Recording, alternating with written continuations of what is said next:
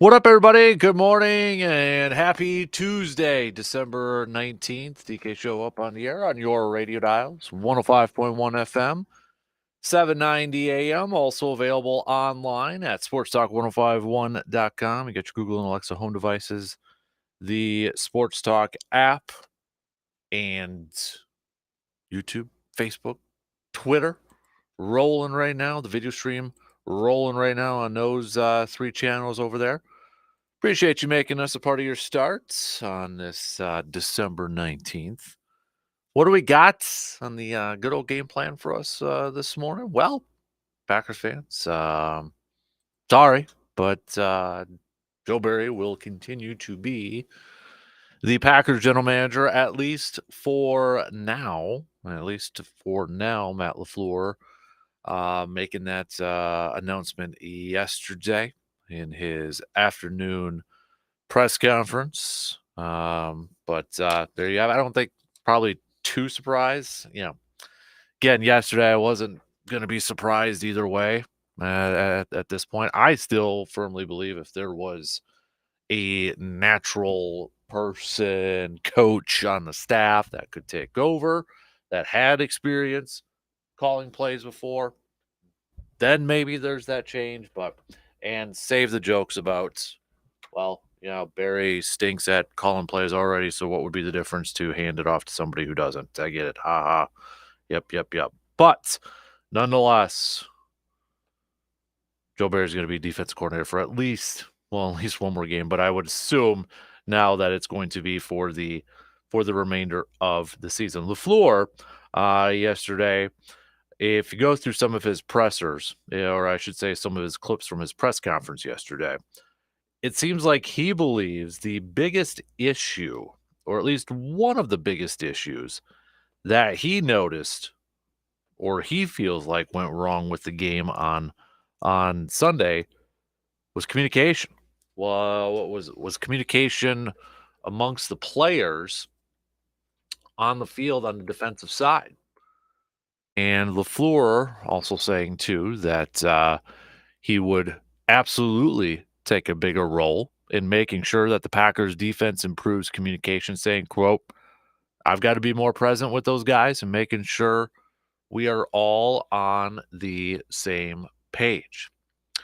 Some other maybe damning quotes, if you will, talking about having some plays back, right? Hindsight 2020, LaFleur saying yesterday. I know there's some that Joe would like to have back, in particular, some of those 3rd and 3, 3rd to 4 yard plays where we're playing a soft zone and they can easily get a free completion. So LaFleur sharing the same frustration with a lot of fans out there. Also kind of, talking about, a lot of the stuff from a communication standpoint and lining up incorrectly on the field. Even Eric Stokes saying that on the defensive side, they were lining up incorrectly a few times in that game. LaFleur showing some of his frustration yesterday in, saying that this is a lot of install stuff, day one stuff in training camp and preseason, and the players are still kind of screwing it up. And LaFleur saying it's coaches. Coaches are not getting the job done right now. But Joe Barry's message apparently to his defense in his defensive meeting yesterday was about preventing explosive plays. Matt LaFleur saying, I want to say there were 14 explosive plays. That's way, way too many. Way too many. Asked why not fire Barry. He said because Matt LaFleur says lining up players starts with coaching. And when he was asked why not fire Barry when that didn't happen, because I've seen us execute this stuff before. It's unfortunate it happened at this time of year in such an important game, but I've seen us execute it earlier in the year. If I thought that was the best move to move on from Joe, if I thought that was the best solution today, then we would make that decision. What's disappointing is when you go out there and it's basic concepts, doesn't matter what phase, but basic install, day one install, and we have self-inflicted communication errors and guys not in the right spot. That's tough to watch. So, okay, we know Barry's going to be finishing out the year. We can, complain, mumble, and grumble about it for the final 3 weeks of the regular season and such, but it won't do us any good right now, right? It won't do us any good at this point. But I was doing some looking up yesterday, and because I'd seen Pro Football Focus kind of release some pass rushing numbers. Pass rush win rates, pass rushing percentage from individual players and such. And there was a name on there that was missing, and it was Rashawn Gary. So I was like, I know Green Bay defensively likes to rotate a lot of their edge rushers, a lot of their outside linebackers, defensive ends, if Matt LaFleur is listening right now. So I was kind of curious to see where like a Rashawn Gary kind of ranks or compares to other top of the line pass rushers. Let's just call them pass rushers. Other pass rushers in the league. And I got to be honest, I was a little surprised. And this is something that I would like to see changed. 3 games now, it is what it is at this point. But for next year, it actually kind of surprised me a little bit to see where Rashawn Gary, even Preston Smith, where their pass rushing, how many snaps they've played compared to the likes of a TJ Watt, a Micah Parsons, a Max Crosby, Myles Garrett, Trey Hendrickson, those guys. When you talk about, pass rushers, edge rushers, the cream of the crop, how often are those guys on the field compared to a guy like Rashawn Gary, who is now getting paid as one of the top edge rushers in the game? And before I get to these numbers and this, I will say this. I do not think this is anything related to Rashawn Gary. If anything, to me, it is coaching, and it's a philosophy, and it's a scheme, and I don't necessarily agree with it. But it's also interesting numbers when you compare it to Mike Pettin, when Mike Pettin was defensive coordinator for the Packers, and they had Zadarius, Preston, and drafted Rashawn Gary. So I want to hit that up coming up here in just a little bit, because it's one thing to say, you'd like to see somebody out on the field and you like to see them out there on the field a little bit more or whatever. It's one thing to say that, but when actually you look at the numbers and the percentages and then you compare it to the rest of the league, I'll tell you what, it kind of opened up my eyes a little bit. And I'm going to be focusing mostly on, let's say, the last month or so, because we know for Rashawn Gary's sake, he was on a snap count, pitch count, whatever the heck we're calling it these days, the first few weeks of the season. So we knew that. But looking at the last few, and then I think the indicator in this too is to see where Preston Smith's numbers are. And it's like, dang, all right, interesting. I think it's a philosophy thing. I think it's a scheme thing. We'll get to that coming up here in just a little bit when we lead things off here. And I would just say, if you're not a Joe Barry fan, this probably will maybe add more fuel to that fire for you. So what else we got on the docket here this morning? We're going to talk some hoops. The Bucks are back in action tonight, taking on the San Antonio Spurs at home. No Victor Wembanyama, though, so we won't see a Greek Freak versus the number 1 overall pick, the Spurs, yesterday, ruling him out of the game. So Bucks will be looking for their 5th straight win tonight, going up against the Spurs, and they got that game against the Magic on Thursday before they start a little bit of a road trip here for the Bucks. So we'll talk some hoops. Take a look at that. We'll talk some Badgers with Mr. RJ Cardinal coming up in a couple of hours from now, about 8:20 this morning. The Badger football team been busy with the transfer portal going on. They're preparing for their bowl game, obviously coming up on New Year's Day, going up against LSU, where they will not have to face Jane Daniels. Jane Daniels is declared for the NFL draft yesterday, so he will not be playing in the bowl game against the Badgers. So maybe some Badgers fans kind of going, "Phew, don't have to mess with that." But Jane Daniels entering the draft official yesterday. So, but when we chat with Mr. RJ Cardinal coming up in a couple of hours from now, the law firm um, of RJ Cardinal or Cardinal and Webb White. But I'm curious to get his thoughts, his opinion, and his picks for which of these Badger football transfer portals is maybe his favorite or the most intriguing. We talked about a few of these players, but which one of which one is, or maybe does he have a couple that really kind of intrigue him the most? Is it the new quarterback? Is it Leon, Lowry that we were talking about the other day with, is he there? Is he not? Is it, where's it at? Because when you look at, some of these guys, Leon Lowry, Syracuse to Wisconsin, initially was a 3-star. Tyler Van Dyke, the new quarterback, the U to Wisconsin, initially a 4-star.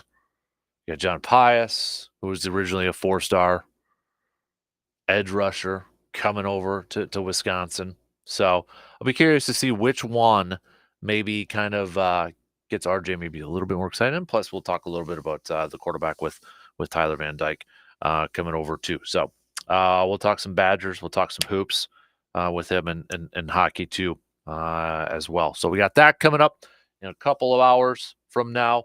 Also, it is a Ray's Place. What's your beef? What's your beef for Ray's Place? So if you want to win that hot ham sandwich or hot beef sandwich from the iconic and legendary Ray's Place, you got to text us. What's your beef? And I'll just tell you right now, if you want to stand out from the rest, because I know a lot of you will probably say Joe Barry is your beef, but if you really want to stand out from the rest and maybe try to win that certificate, add a little bit more to it. Don't just say Joe Barry. Add a little bit more to it. Be a little creative, but also make it so we can say it on the air. Okay? So it is a Ray's Place. What's your beef Tuesday? You can start to text us 715-830-1912 on that Shoe Doctor's bullpen line this morning. So, but let's get to it, shall we? Let's jump into it. By the way, Packers, if you're still hoping for a little bit of maybe a potential spot in the playoffs, didn't get some help last night. Philly losing their third game in a row. Seattle with Drew Lock, backup quarterback, playing, able to get a game-winning drive there. So Seattle remains ahead of Green Bay in the playoff standings, if you're still even looking at something like that, I suppose. So, but nonetheless, let's talk a little green and gold now that we know Joe Barry's going to be sticking around at least, maybe for another week here. We'll see if Carolina's offense lights up this Packers defense. Maybe things will change after that. But nonetheless, I was doing a little bit of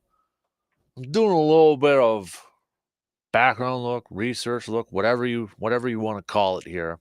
And there were some of these numbers, these snap counts that kind of jumped out to me for this Packers team. There were some snap counts on here that really kind of intrigued me here. So I want to take a look at that. And I'm specifically looking at pass rushers, edge rushers, defensive ends, whatever that HE double hockey sticks we're calling it. And comparing them to some of the top pass rushers in the game, like a TJ Watt, like a Myles Garrett, like a Max Crosby, like a Nick Bosa, Aiden Hutchinson, Trey Hendrickson, et cetera, et cetera. And kind of surprised me. And I'm not going to look at the first few weeks because I know Rashawn Gary is on a snap count. But I think let's look at it post-bye, which was week 6. Okay, post bye week. These numbers kind of surprise me. They kind of surprised me here a little bit. So, that being said, let's take a quick break, and we're gonna do. We'll play a little unsolved mysteries. Maybe that's maybe what we'll call it up here. And I'll just say, if you're not a Joe Barry fan, some of these numbers out here might add a little more fuel to the fire. Let's hit it up. Coming up next.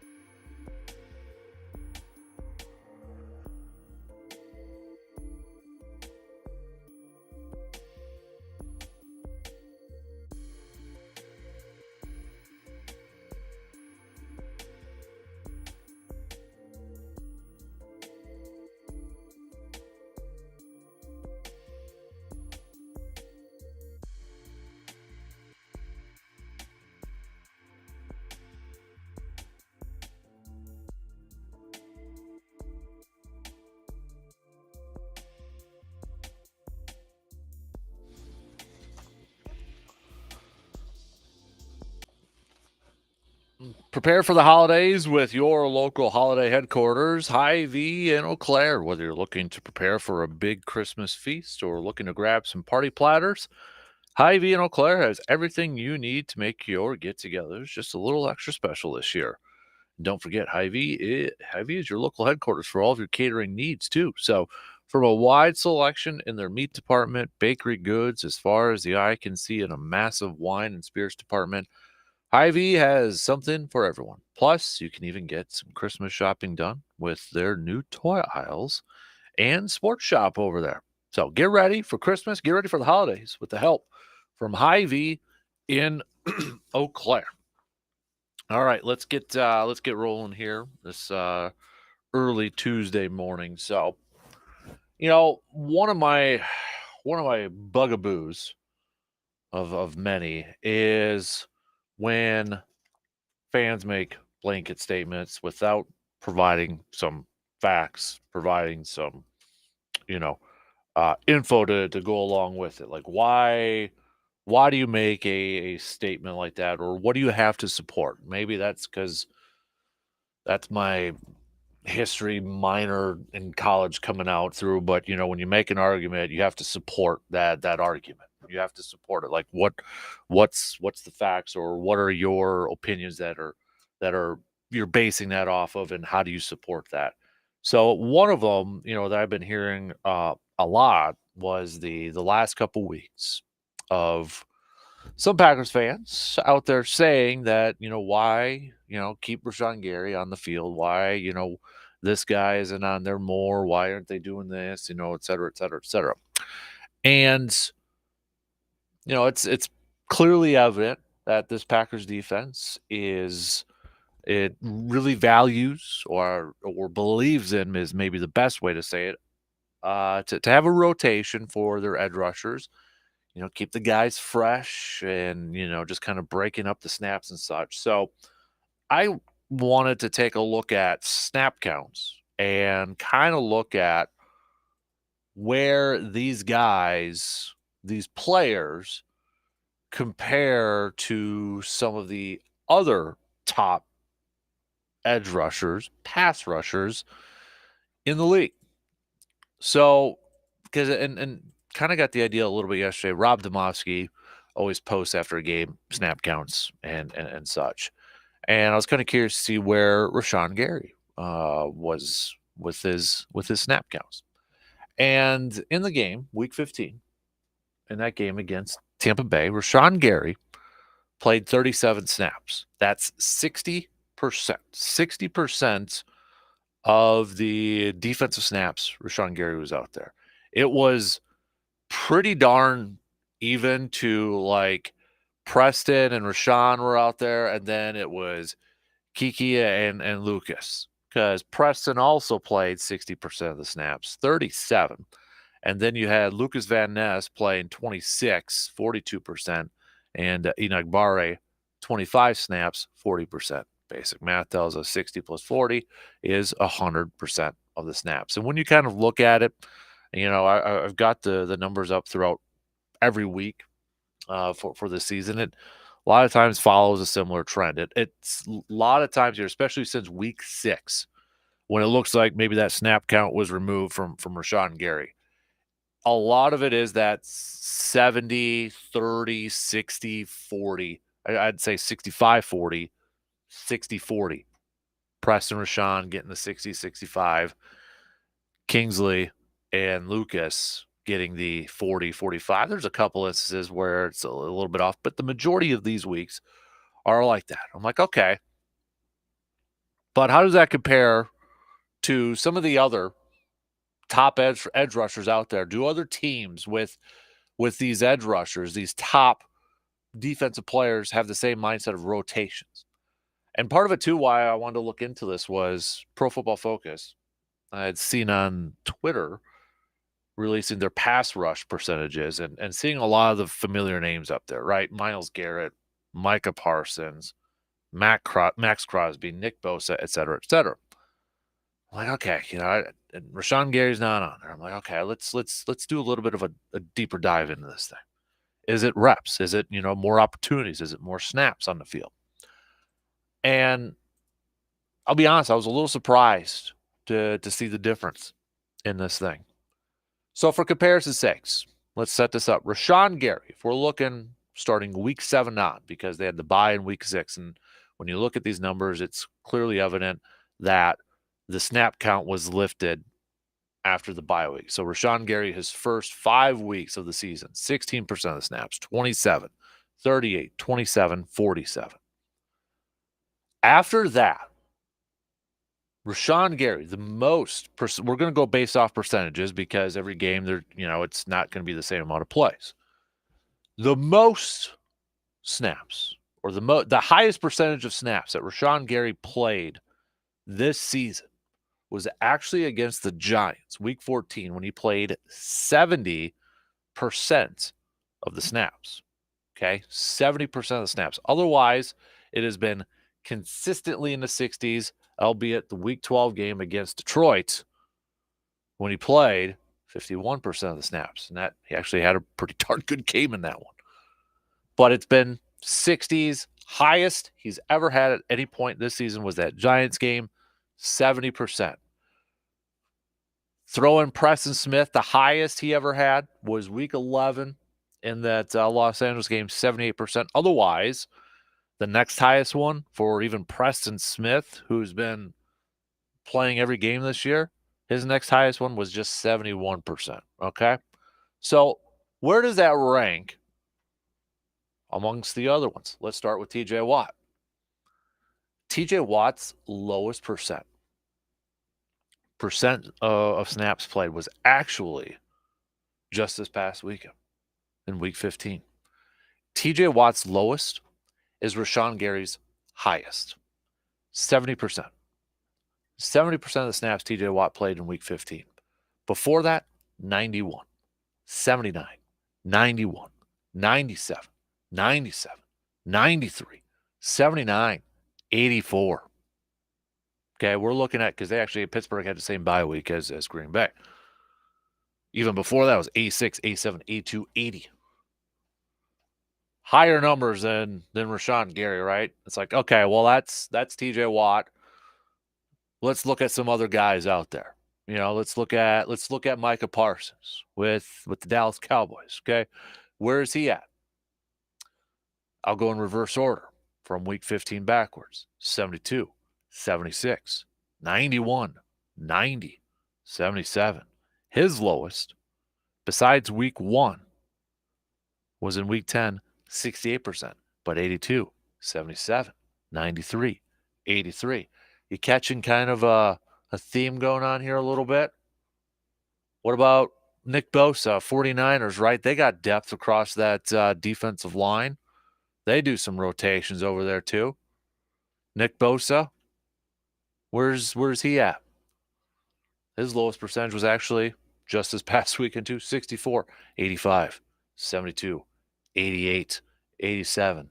In fact, in week 8, the dude played 100% of the snaps. 91, 89. Max Crosby, I'll just do one more. I'm not going to go through some of the top ones out there. And I'll tell you what I'm getting at here. Max Crosby, right? Having a pretty darn good year this year. 97, 82, 100, 100, 100, 100, 97, 100, 100, 100. Max Crosby.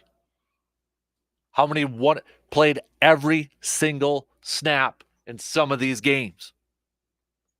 Because he's their best edge rusher. He's their best pass rusher. So when I saw those numbers, I'm like, okay, this got to change. I'm all about, keeping guys fresh and having a rotation and such. But when you've got Rashawn Gary, a guy who's getting paid as one of the top edge rushers out there in football, I want to see this guy out there more. I get about 60-40 rotate. I understand some of the mindsets behind that, keeping guys fresh and such, but I want a game record out there as much as I possibly can. And if you're gonna limit a guy like Gary to be out there 60, 65%, or the highest he's ever had, 70% of the time. You're doing your defense a disservice by taking one of your best players out of the game. I mean, you got corners who are playing 100% of the snaps. You've got Quay Walker playing 100% of the snaps. You got these guys playing, Kenny Clark's even playing 80 some percent of the snaps. TJ Slayton is actually playing like in the high 60s for crying out loud too. And finally, Rashawn Gary cracked the 70% to limit one of your best players and your best pass rusher to that, to me, is a disservice to your defense. And then I was like, okay, I want to go back a little bit to, when they had Zadarius and Preston, they drafted Rashawn Gary. It's like, okay, what were those numbers like under Mike Pettin, where they could have a little rotation? Completely different than what Joe Barry's doing right now with this defense with his pass rushers. So in 2019, Matt LaFleur's first year, Mike Pettin, Zadarius Smith, Preston Smith come over. Rashawn Gary's a rookie that year. Zadarius, 92, 86, 81. I'm not going to throw out all of them. 88, 83, 87, 94, 92, 87, 90. Preston, 99, 88, 86, 84, 90, 83, 85, 91, 98. They were getting out there. Heck, even Kyler Fackrell was almost getting 50% of the snaps. Rashawn's rookie year, he was about mid to high 20s. Mid to high 20s. The highest he had was 36 in week 3. Rookie, you're easing him on in. Okay, how about second year of Rashawn Gary? The COVID year, where they lost to Tampa Bay in the NFC Championship game in Green Bay. Not a whole lot different. The only difference is that Rashawn Gary got more snaps too. But Zadarius was still getting 80s, 90s. Preston, 80s. Rashawn was getting up actually in the 60s, low 60s, high 50s. It's because at least Patton was getting his best pass rushers all on the field at the same time. He was blitzing Zadarius up the middle. He was getting a little creative with that, getting his best guys out on the field and realizing, okay, who are my best guys out there to get after the quarterback? Let's try to get them out on the field at the same time. And then when you look at it, after 2021, Barry comes in, you see that trend change. Even with Zadarius. Remember 2021, Zadarius played the first game, and then we didn't see him until that postseason game against the 49ers. It was the Rashawn getting into that starting role, 70s. Couple 80s in there. I mean, an 80% and such. But Preston, 70s. Kingsley Keke was the next one up there with the highest percentage. Kingsley Keke. And it's like, gosh, I get rotation and such, but come on. I want to see Rashawn out there more. I want to see him out there 80% of snaps. And I guarantee you, I don't know the man, but I guarantee you, if you tell Rashawn, hey, we're going to increase your snaps, he'd be like, about time. Let's go out there and do it. I want that guy out there as much as possible.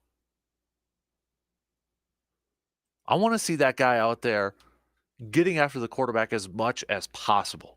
Again, I understand about trying to keep guys fresh, but when Gary is here, and no offense, I think Enoch Barre is a solid depth player, but I'd rather have Rashawn Gary out there more, getting after, especially now when you're paying him to be a top of the line pass rusher. You got to get that guy out there 80%, at least 80% of the time.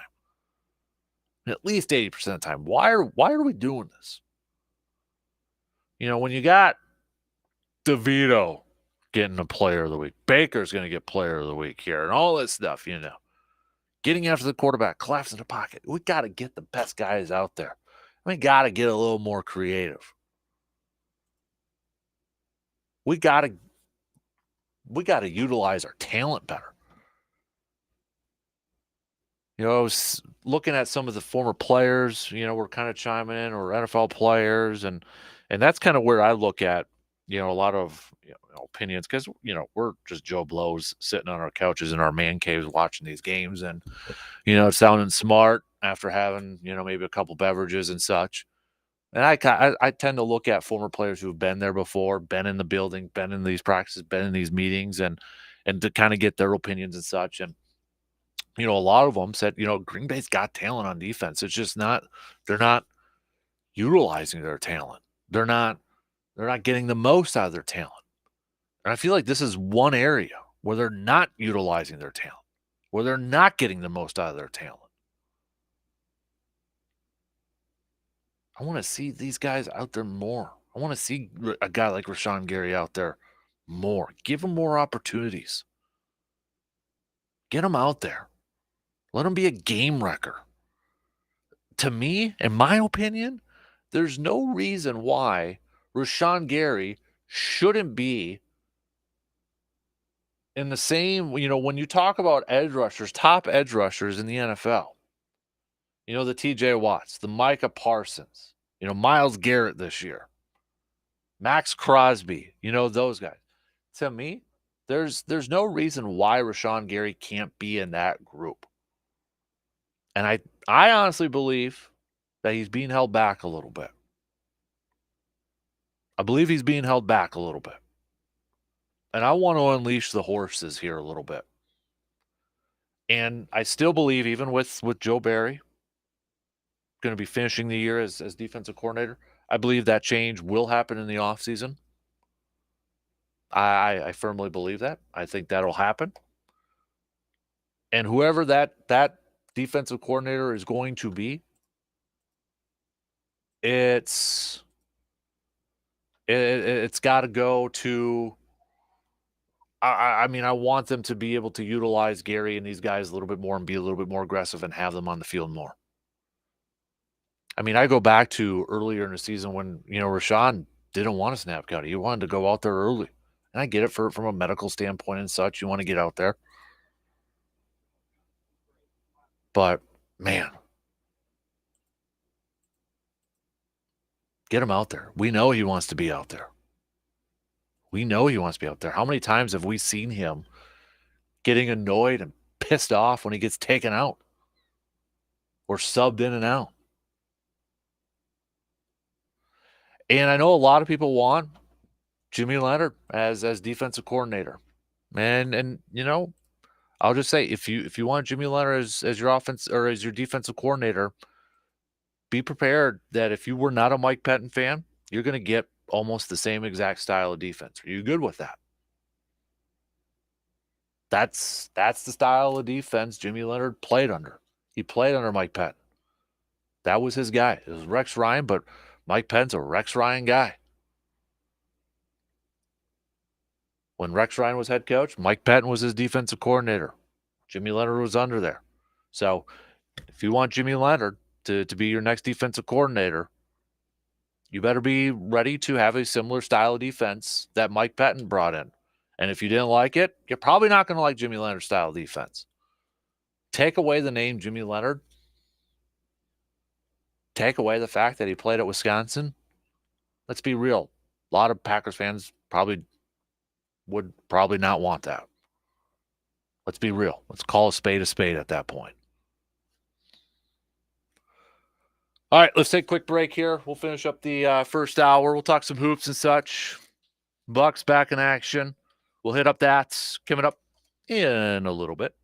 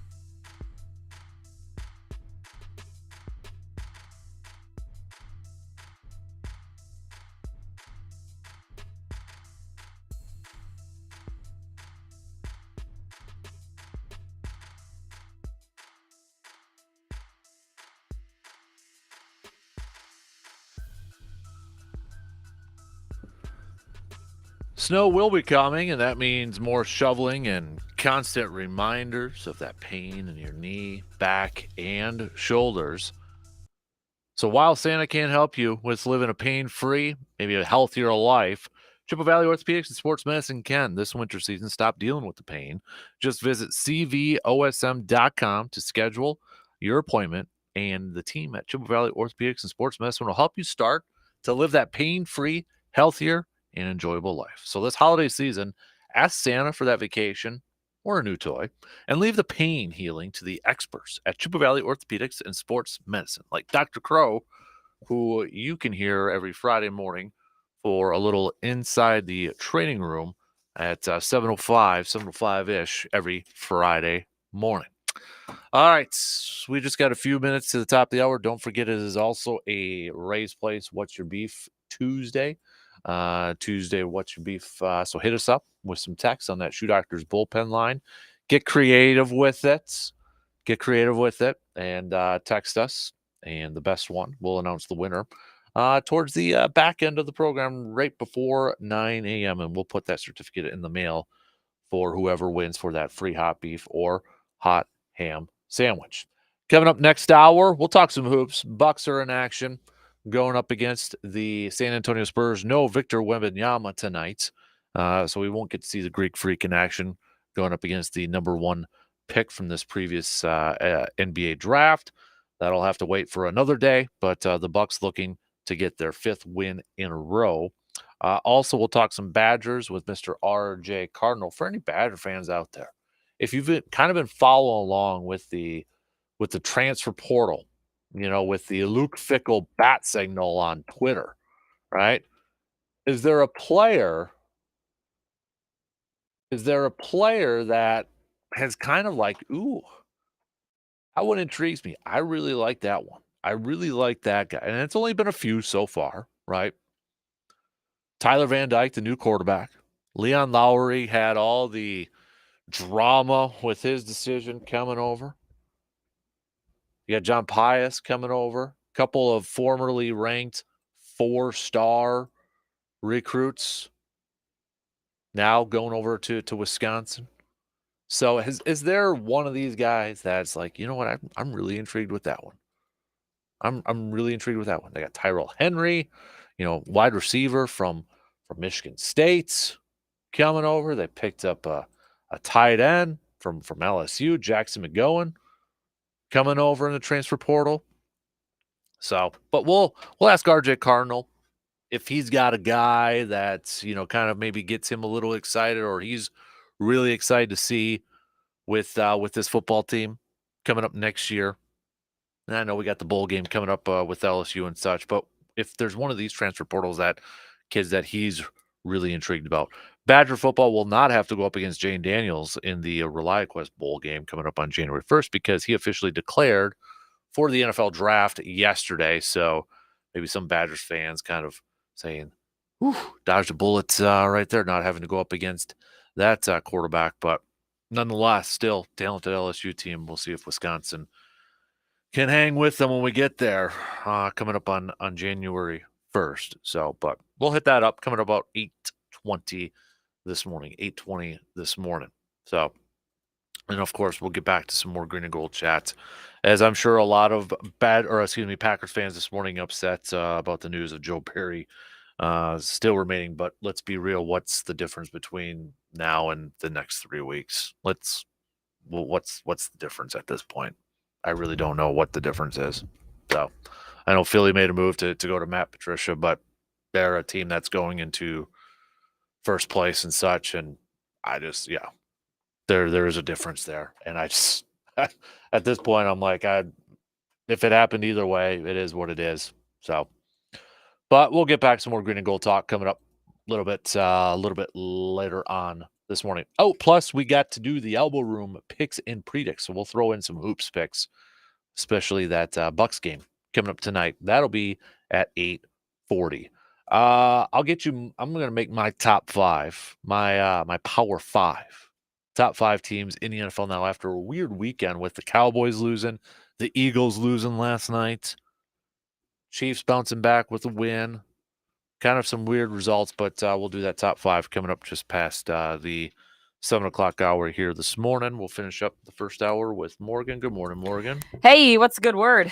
Not a whole lot. How about you? Are you ready? Do you feel like Christmas, or do you wish we had snow? Do you think snow's like the big missing X factor here? It doesn't feel Christmassy without snow, even Yeah. though we can't do much to control it. Yeah, I'd like a little bit of snow. So for where sure, would you rank yourself on like your holiday spirit right now?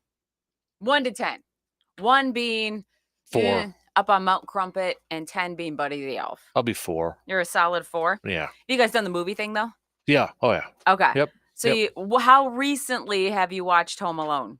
Oh, Home Alone was the first one, so it's been a couple weeks. Okay, so we're going to do a little Home Alone trivia today. You get a little bit of a chance to tap into your Home Alone knowledge, which I would say that's probably one of the classic rotating movies for the holiday. Mm-hmm. People like to dig into that one. 1 and 2, definitely never 3. So you should probably get most of these. What's the name of Kevin's older brother? Buzz. Buzz, you're right. And the burglars? Harry and just let me go through this here. He's thinking it out. Marv. Yes, you had your thinking face on, which of course they're known in the first one as the Wet Bandits. Second one? Sticky Bandits. Okay, I'll give it to you. What wish did Kevin make? What wish did Kevin make? That they would all disappear, like his family disappeared. Yep, they would all disappear. You're right. Okay, so let's see. I'm kind of knocking it out of the park right now. You are. I'm trying to find one that might not be quite so easy because I was warming up. I thought these would be easy. This one's pretty easy. The holiday song that he played when he set up the mannequins. Buzz and No, gotta sing it. Sing it. Sing it. Sing it. Rocking around the Christmas tree. You're right. I could picture Jordan going around and all that on the train and that. So yeah. And that's the part you would latch onto as the sports guy, the fact that Jordan was on there. Yep. Side note, before we get to the last couple of questions here for Home Alone trivia, Secret Santa action. Put yourself back in 12 to 13-year-old Kasper mind. Siggy has Secret Santa, little guy in her class, football, baseball cards. What would you have preferred at that age? Football cards? Yep. Okay. Yep. Now, where in town can I go to get football cards? Because mom's doing the shopping for Secret Santa. Authentic collectibles. Okay. They're kind of on the west side of Eau Claire. Okay. I'll tell you off the air because I know we're running out of time. So. Oh, that's okay. Yeah. And is there a certain kind of pack that's the coolest? You got to school me here as a mom. Because we got 20 seconds, so I'll tell you. Okay. Yep. All right. Yeah. What kind of pet did Buzz have? Tarantula. Hey, under the wire. There you go for the win. Ultimate Authentics, not Authentic Collects. Ultimate Authentics. That's where I need to go shopping for cards. Okay, got it. Exactly. All right, thanks, Margs. Hey, thanks, Kev. We got a second hour coming up in just a couple seconds.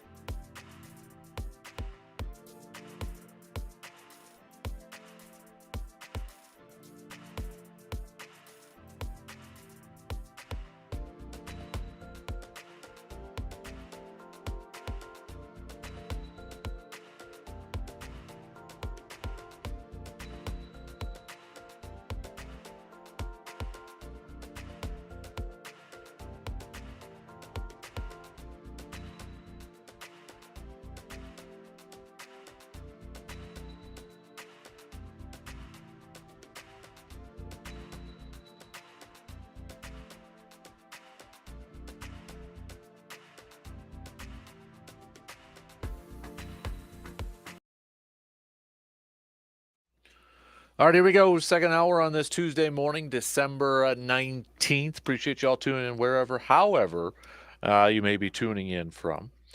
Coming up, we're going to talk some hoops here in just a little bit. Bucks back in action, taking on the San Antonio Spurs. No Victor Wembanyama, so we won't have a Greek freak going up against the number one pick in this year's NBA draft. Spurs already saying he's out.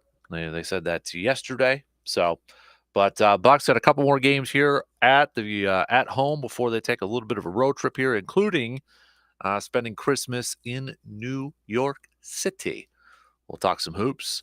We got Badger Chat coming up next hour. We'll get back to some more green and gold chat here as well. I've got my top 5 teams in the league as we head to the final 3 weeks of the regular season.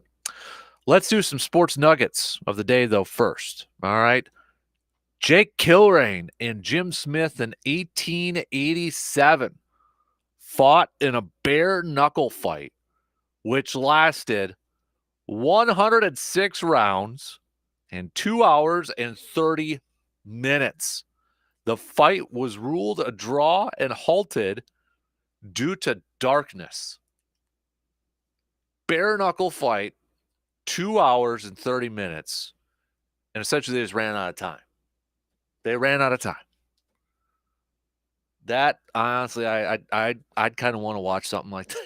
If I could hop in our sports time machine right now, and witness that, I would. I always said, like, I think I would really like boxing if I feel like I would be a boxing fan if there was maybe a little bit more action. Maybe I just got to give it a little bit more. But, you watch Rocky. I'm love Rocky. Rocky movies are my favorite. But if boxing was like every single Rocky movie out there, it would be easily a top viewing sport out there.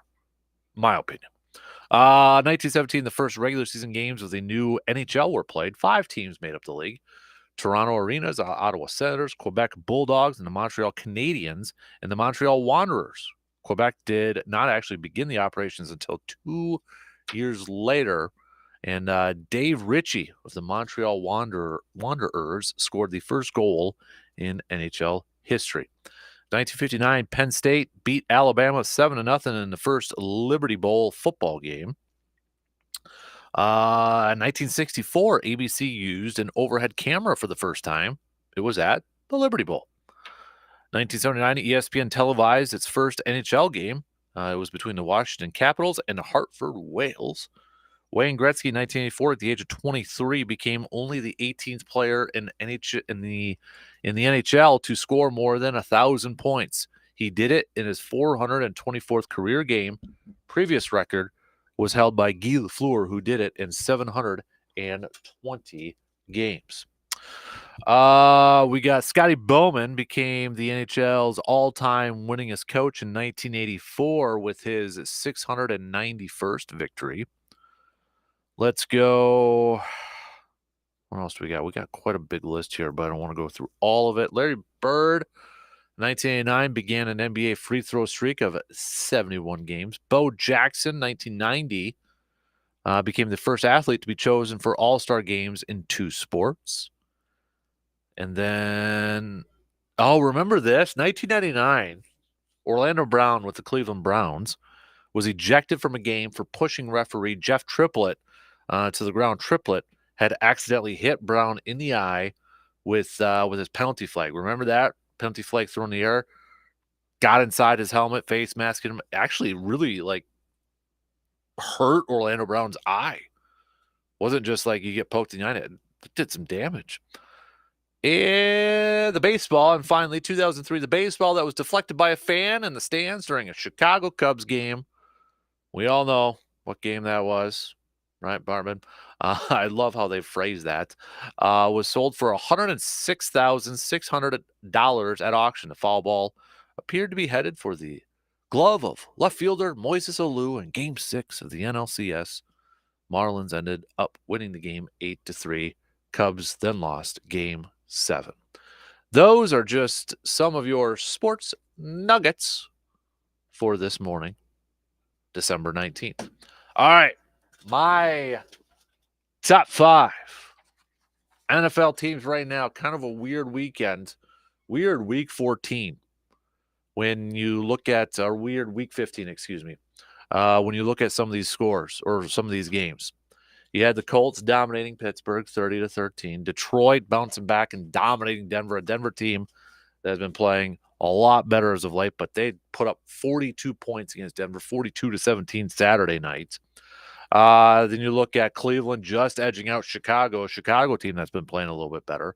Kansas City defeating New England 27-17.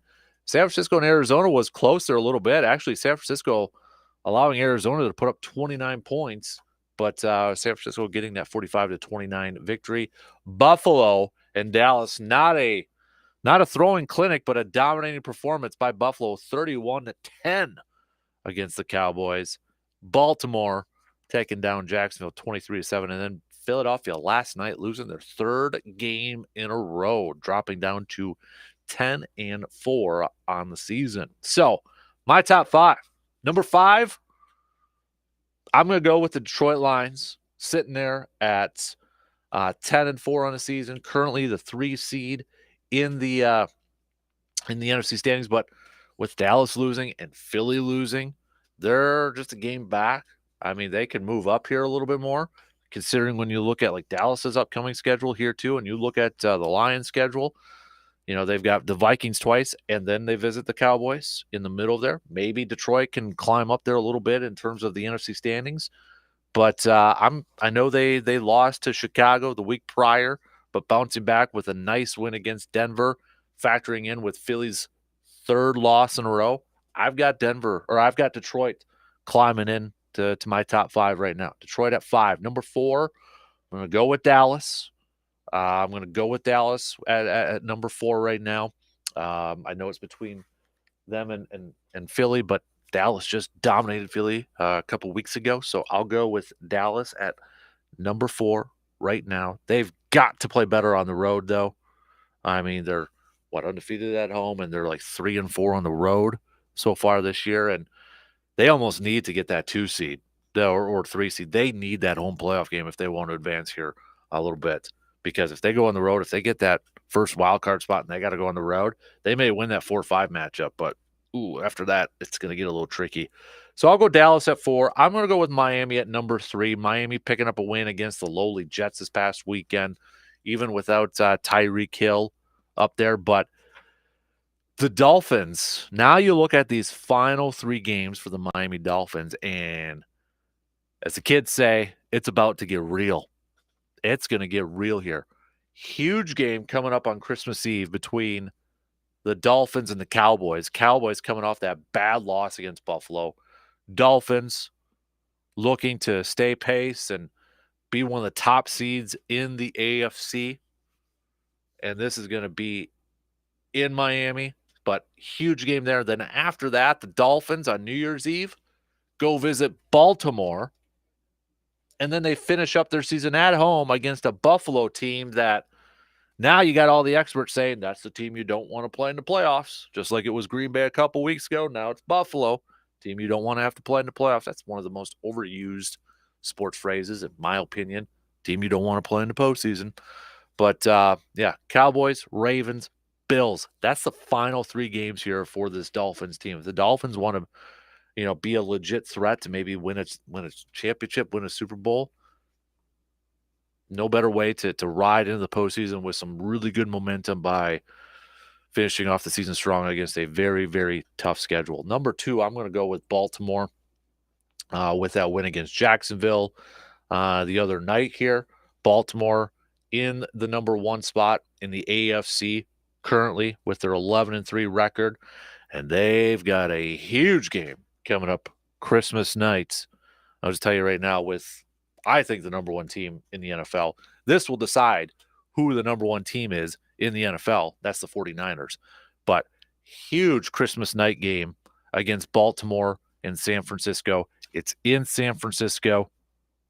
Maybe determines who's going to be the league or the odds-on favorite for MVP.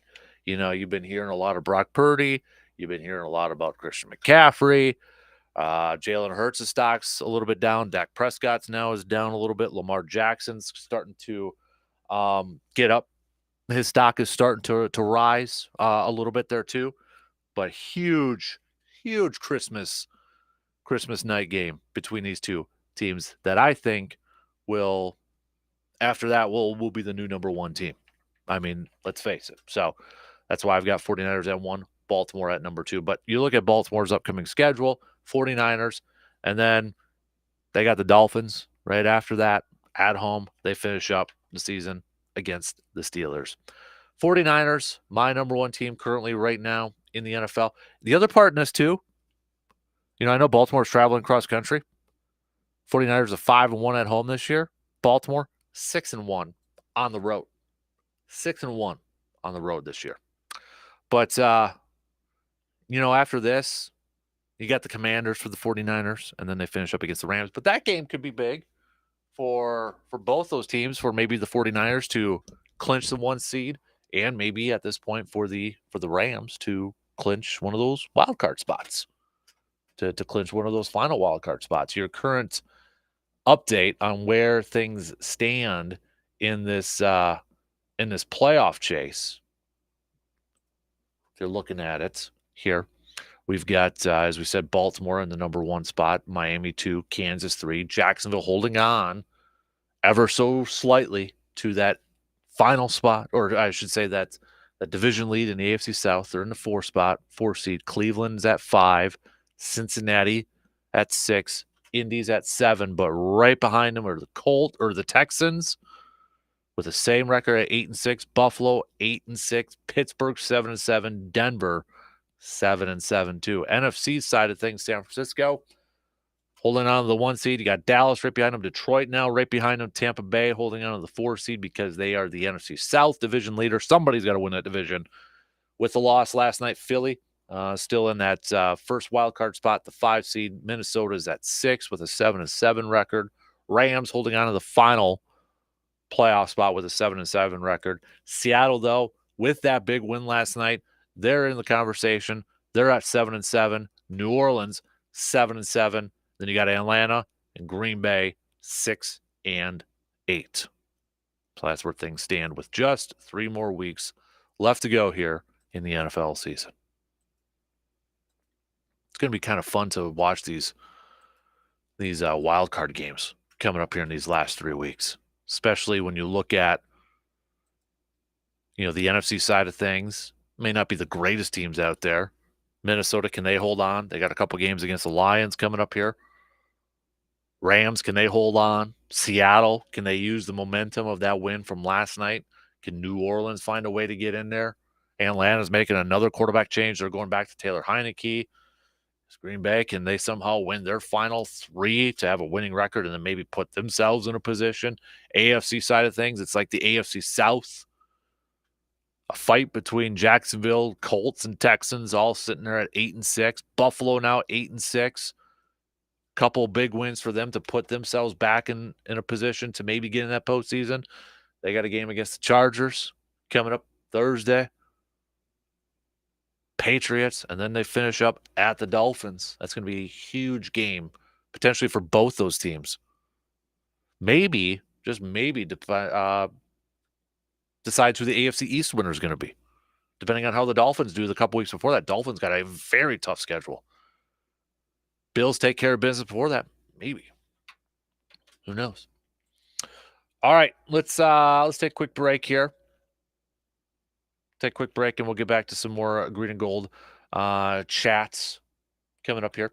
But I do want to get to some hoops talk coming up at the back end of the hour too, with the Bucks back in action tonight, taking on the San Antonio Spurs. And then, of course, we've got some Badger chats coming up with RJ Cardinal in the final hour at about 8:20. At about 8:20 this morning. But we'll take a quick break, and we'll get back to some more green and gold talk coming up in just a few minutes.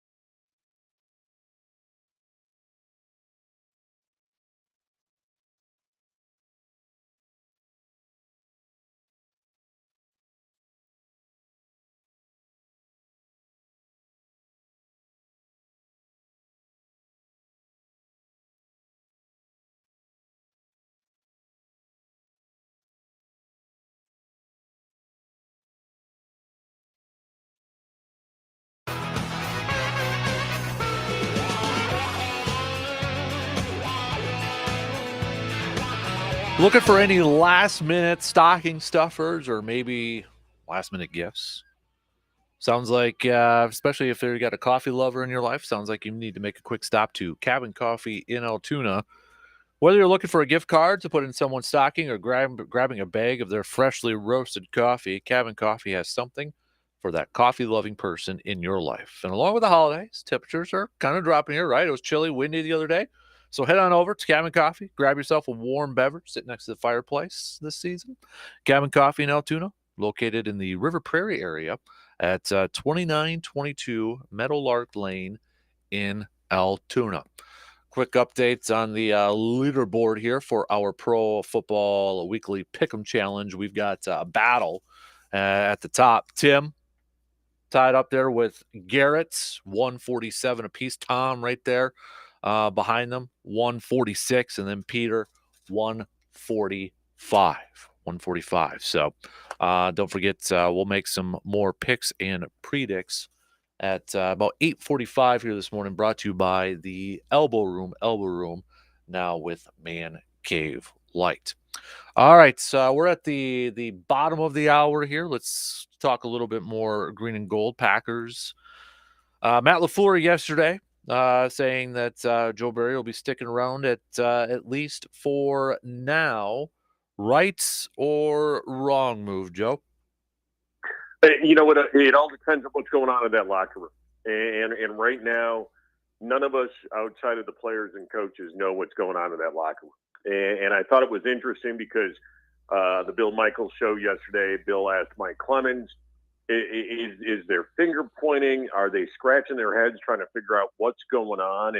And there's a little bit of that going on. And so, you know, I think that Matt LaFleur doesn't have a logical choice to replace him with. I just don't think there's that guy on the staff to make that move.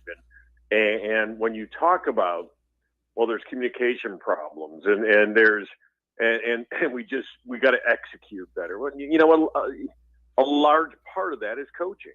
When you have communication problems on an ongoing basis between secondary players, between your secondary players and your linebackers, et cetera, that comes down to coaching. And do I think that Joe Barry's fate is sealed? I do. I absolutely do. And I think he will be let go after this season because it's just too inconsistent. And I thought one of the things, too, when you look at when Joe Barry has been good this year, Joe Barry has been good when the Packers are leading. Joe Barry has not been good when the Packers are playing from behind. And it's almost as if he gets a little frightened or scared to give up the big play. And when you look at this game on Sunday, the Packers brought extra pressure outside of the four only twice in the whole game. And I get it. You don't want to be this blitz-heavy team, especially if your corners aren't up to snuff. And right now, the Packers' cornerbacks, I just don't think are where they need to be. But you've got to mix it up. You've got to do something different. So do I think Joe Barry's fate is sealed? I do. Only Matt LaFleur knows if it was going to be the right move for him to fire Joe Barry. And we just don't know what's going on in that locker room. And again, if it were me, I would have made the move. Regardless, I would have made the move. If it were me and I was Matt LaFleur, I would have done it because it just, you continually see the same problems over and over again. And again, the definition of insanity is doing the same thing over and over again and expecting different results. And so, yeah, I would have done it. We'll see. This might define, rather than being the coach that was able to get Jordan Love to that next level, he might be defined by being the coach that would not let go of Joe Barry. If he had a Jerry Gray still on staff, or if this previous offseason, if he had brought in a veteran defensive assistant coach that maybe had some experience in play calling, do you think that move is made then?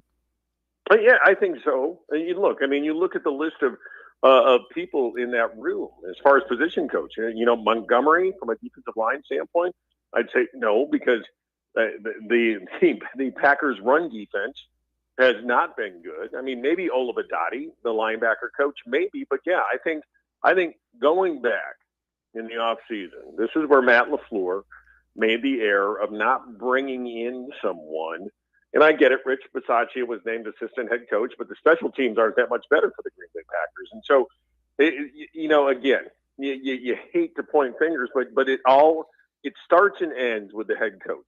And I don't care what you want to say about anything else. It all comes back to the head coach. And yeah, I think Matt LaFleur, by not making that move in the offseason, by bringing in someone who can be those other eyes and ears out there, I think he made the mistake. And could he make a big splash hire? I think there's going to be a lot of guys available this offseason. But we'll see. Again, I right now, I shake my head at that performance by the Packers defense, not only this past week, but against Tommy DeVito. And you see what Tommy DeVito did against the New Orleans Saints. And now look at what Baker Mayfield will do this coming week. It's a night and day when these other quarterbacks are playing Green Bay right now. They're very predictable. And how many times do you want to see Devondre Campbell, running with Chris Godwin? It's a horrible matchup, and Joe Barry continually gets out schemed. So yeah, I think he would have made the move if he had someone to go to. Right, at the beginning of the season, one of the biggest questions, if not the biggest question, was, is Jordan Love going to be the guy this year? And I think I'm pleasantly surprised with how Jordan Love has been playing, especially as of late. And I think a lot of that has to do with the job that Matt LaFleur has done molding him into the quarterback that he is, and maybe hopefully will continue to improve on being. But you have a lot of fans now, because of the Joe Barry issue, that want Matt LaFleur fired. How would you rate or grade right now Matt LaFleur's job performance as head coach? For this year or overall? For this year. Probably a C. Maybe a C minus, right around there. I mean, and look, I think he's done a nice job of adapting to his players on offense and putting players in a position to be successful. I think he's done a very nice job of that. I think even with all the injuries on the offensive side of the ball, I think he called a pretty good game on Sunday. But again, you're going to be defined, and we've said this all along. His decision to not only hire Joe Barry, stick with Joe Barry, and then not build a staff around Joe Barry is squarely on him. So I'd say, he gets an A for his work with Jordan Love, because right now, Jordan Love, I believe, is tied for fourth in the NFL in touchdown passes. And he's about a 2.5 to 1 ratio, touchdown to interception. And you look at what he's been doing the last few games. Look, he's brought his completion percentage up to almost 63% now. And so this is a guy that's playing really well. So I give him an A for the work he's doing as a quarterback coach, but I give him an F as being what I'll call the CEO of this football team. And again, this goes back to, does he have too much on his plate because he's play calling and involved in the offensive game plan so much that he just doesn't see or have the ability to really oversee the whole thing? So as a quarterback coach, I think he's getting an A. As a CEO of the Green Bay Packers, he's getting an F. So it kind of sounds like, Joe, that you maybe think that they should make a move at the head coach this offseason too? No, they won't. They will absolutely not make a move. And they won't, but do you want them to? No. I think as a head coach, you're always going to look back and make decisions, and no matter what level you're at. And so, no, I do not want the Green Bay Packers to move on from Matt LaFleur. I think Matt LaFleur has answered some questions for me as far as this offensive side of the ball. And so does Matt LaFleur get on the hot seat with this next hire? Mm-hmm. Absolutely he does. Mm-hmm. And so I think he's squarely on the hot seat with this next hire. And a lot's going to come down to these next 3 games. If the Packers come out and lay an absolute A against Carolina, and then maybe get beat back-to-back, if they end this season on a 5-game losing streak, then all bets are off.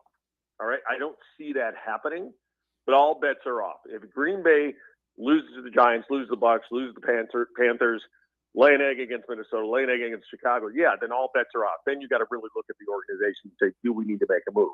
I don't see Green Bay ending that way. I see Green Bay probably going 2-1 in these next 3 games, which puts them squarely at the same record that most of us thought they were going to be. Mm-hmm. And so if they go 2-1, they're an 8-9 football team. And the over-under from Vegas was 7.5 wins. And I said to start the year that I would take the over on that. So at that point, you're saying, okay, some things to build upon. But if they lay an egg these next 3 games, then I would say that all bets are off. Mm-hmm. Joe DeGuano joining us here this morning, chatting some green and gold. Is it possible? I threw out the name the other day, but is it possible that maybe Green Bay and Matt LaFleur might be calling plays against his future defensive coordinator, Ejiro Evero, over at Carolina? You know what? He was one of the finalists, and I saw you tweeted that out previously. He was one of the finalists when Joe Barry was hired. And so it would, and you're going to expect that staff to probably be let go this offseason with how Carolina is playing. And so, yeah, I mean, you got to look at, okay, who were my finalists the last time? And would that be a name that I wouldn't mind at all? Absolutely, I wouldn't mind that. I think pulling somebody like that, I think, would be good. You know, I've heard Al Harris bandied about, you know, is it his time to be defensive coordinator somewhere? Of course, you know, everyone's going to scream for Jimmy Leonard, and I think that ship has sailed. But there's going to be other names out there, and there's going to be a lot of opportunity for Matt LaFleur to improve that side of the ball. Again, you know, the head coach or the CEO, and you got to always be looking at the totality of the operation. And I just think he's blind because of the play calling and how much emphasis he's there. So could he be facing his future defensive coordinator this week? 100%, especially considering he was one of the finalists for the job previously. You know, on the defensive side, in the first hour, I did some research, Joseph. There you go. And I was looking at snap counts, and you know, particularly with Rashawn Gary, and kind of comparing him with other pass rushers, elite pass rushers in the league, and it kind of surprised me here a little bit. And I get, you know, we know Green Bay, Joe Barry likes to do a rotation when it comes to his edge rushers. The numbers kind of surprised me though here, Joseph. So Rashawn Gary, we know in the first few weeks he was on a snap count, but the most snaps he played percentage-wise was actually this past week is 70%. 70% of the snaps. That's the most he's played. But compared to the likes of TJ Watt, Micah Parsons, Max Crosby, Aiden Hutchinson, whatever, these guys are consistently playing 80, 90. Heck, Max Crosby has multiple games where he's got 100% of the snaps. Does Rashawn Gary need to be on the field more, considering now he's being paid as one of the top edge rushers in the NFL? Yeah, I mean, you look at that, and I think, yeah, and I'll go conversely, you know, the other way there, because you got Eric Stokes, and I know they wanted to get him back out there, but he played a lot of snaps, and you look at Ballantyne, who didn't play as many snaps, and you know he was one of the integral guys getting you through that win streak. And so, yeah, I question the rotation of players, and if you're paying Rashawn Gary to be that guy, he needs to be on the field more. There's just absolutely no question of that, and he is a game changer. And you look at what Max Crosby did to the Green Bay Packers, you look at what Aiden Hutchinson did to the Green Bay Packers. And you look at what Rashawn Gary did to the Lions this year. And so, yeah, I think you need to let him go these next games and get the most you can out of your better players, because they're difference makers. And Rashawn Gary has shown he's a difference maker. Now, one thing I do want to go back to, and I just want to state this, that if Green Bay does make a move in the offseason, and say it's more of a coach with a scheme move, I think Green Bay has the personnel that they could probably go to they could stay with a 3-4, or they could go to a 4-3, because Rashawn Gary and Lucas Van Ness both played college with their hand in the ground. And so I think you've actually got the personnel that you could flip to a 4-3 if that's the scheme, because Rashawn Gary, again, as a stand-up outside linebacker, he has his deficiencies, especially in the run game, because he forgets to set the edge and he loses gap containment and discipline. But as a guy that's got his hand in the ground, and you switch this to a 4-3, I don't think that's out of the question when, and I do say when, Green Bay makes a move this offseason. Yeah, I agree. I said it yesterday. I think Joe Barry, I'm more confident than now than ever at any point. I think this is it. You know, he won't be back next year at this point in time. Offensively, let's touch on something positive here. Dontavian Wicks had himself a game on Sunday, and it looked like maybe he wasn't even going to play this game after Monday night's game when he said his ankle was messed up. He was saying that he was told it was a high ankle sprain. He still goes out there and he balls out, 97-yard receiving. Tucker Kraft is taking advantage of the extended playing time. How much stock are you buying in these rookies on the offensive side, these rookie pass catchers for the green and gold? Yeah, because you throw Jaden Reed in there. Yeah. And you've got something to build upon. And it's interesting because you look at the receiving core, and by the way, Tucker Kraft, you hate to see Musgrave go down, but when you've got next man up mentality and you're seeing the play out of Tucker Kraft, I tell you, Captain, honestly, with his attitude and some of the things, his quotes and things like that, I think I found my next Packer jersey. And I think it's 85 with Kraft. And so you look at Kraft and you look at what he's able to do. He's averaging about 12 yards a catch. And that's explosive. That's an explosive for a tight end. Dontavian Wicks averaging 15 yards a catch. And the guy just gets open. He gets open. He knows how to run routes. And again, I know they've compared him a little bit to Devontae Adams with the basketball ability and the movement out in the open field and the movements to get open. And I'm not saying this guy's going to be Devontae Adams, but he just looks so smooth out there. And then you got Jaden Reed. And if anyone doesn't think that Jaden Reed is the guy or Jordan Love is the guy, they got to rewind the tape to that touchdown pass. Yeah. That was 12-esque to 11 being 17 or 87-esque. And so, yeah, I think Brian Gutekunst can look back at this draft. The two defensive linemen that are in the rotation. I think Lucas Van Ness is playing better and better and better. And then you look at the skill positions. Musgrave, Kraft, Wicks, and Reed. It's a home run of a draft class. And so, yeah, there's a lot of good things to build on and a lot of exciting things for this offense moving forward. You need to solidify the offensive line, and you need to figure out what you're going to do with the running back situation. Other than that, I think this team is stacked. Mm-hmm. Before I let you go, just to let you know, Devondre Campbell just tweeted something out that I'm sure is going to get some people talking here. I'll read it to you. Not going out of my way anymore, and I'm not playing through injuries anymore because when blank goes wrong, they always use it against you. I'm treating everyone accordingly and giving them the same energy they've given me. Focus on yourself and your mental, 59. You owe it to yourself. Going to cause a little drama with that tweet, you think, now? Well, of course. Yeah.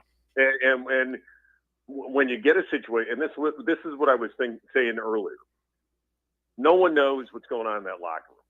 And obviously, we've got a weird situation with Jair Alexander. And Devondre Campbell coming out. And Devondre Campbell, look, I know he's been injured, but he also has not played up to form with his first year. And I believe that was 2021, his first year in Green Bay. And so, he has not played up to form. And, yeah, this is the thing you're concerned about. And truthfully, though, I will say this. Isaiah McDuffie, in my opinion, has been balling out. Yeah. And right now, I think he was probably your most consistent inside linebacker. He barely played on Sunday. Yeah. And so at this point, is Devondre Campbell part of the future? Probably not. And so, and again, this is where Matt LaFleur's got to be careful. Mm-hmm. You made the statement by letting Joe Barry go. And, when things go bad, I don't care who you are, there's going to be finger pointing. There just is. And if you've got a handle on that as a coach, that's great. But my concern with not making the move on Joe Barry, and I'm just going to say this, regardless of who you had or didn't have, and putting yourself in an interim situation, which can be a little tricky, the question you have is, what does that say to the players if the players no longer have buy-in? And so, yeah, you're this is when you start seeing these types of things, and you got to be careful. And, do I think Matt LaFleur has lost this football team? No, I do not. Do I think he's teetering that line? I do. Mm-hmm. All right, so Carolina coming off that win this last week with an empty stadium. Green Bay, I got a feeling that stadium actually might be more green and yellow than Carolina coming up on Christmas Eve here. how do you see this one playing out? Are you going to – I might pick Carolina just to reverse the jinx here, because every time I pick Green Bay, I think they've lost here at this point. So, but how do you see this one playing out? Here's the thing. On paper, and that's all we can base it on, is on paper, the Green Bay Packers should win this football game. They should win this football game. And if they play like they're capable of, like they've shown this year, I think they do win this football game. But you get turnovers, you get sloppy play. Somebody said the other day, it's like, are we going to make Bryce Young look like Steve Young this week? and so, it's what Green Bay Packer team comes out. And here's the thing. Again, I'm going to pick Green Bay, and I'm with you. It's almost like, man, this year I think I've literally, picked the opposite either way. And so maybe I should pick Carolina. But I'm picking Green Bay. On paper, this team has shown that they can be a pretty good football team. And so this is kind of the telling game. If Matt LaFleur has lost that locker room and they come out and they play a flat game, and like I said, all bets are off with this week. But if they come out, play a solid game, now look, if they win easily, I think people are going to say, well, yeah, they were playing Carolina. If they squeak by, and again, I think win is a win is a win. People are going to say, wow, they just, they barely got by Carolina. But they need to win this football game. And if they want to make sure that this locker room has something to build upon, they need to win this football game. And I see Green Bay winning this week. If they don't, everything I said about off-season firings and et cetera, is off the table. Because if they come out and lay an egg, there's some serious questions about the organization. I agree. All right, Joe. Well, we appreciate the time as always, and have a very, very, very Merry Christmas this weekend coming up here. And we'll chat with you again soon, bud. All right, man. Merry Christmas to you and your family and all of the listeners of the Dan Kasper Show. I got to tell you, it is an honor and a privilege to be a part of your show, my man. I appreciate that, sir. We appreciate you coming on every Tuesday morning too, man. So let's keep it going in 2024, okay? All right, brother. Take care, man. You got it. There you go. There's Joe DeGuano joining us here this morning. We got to take a quick break, and we'll finish up the second hour after these few words.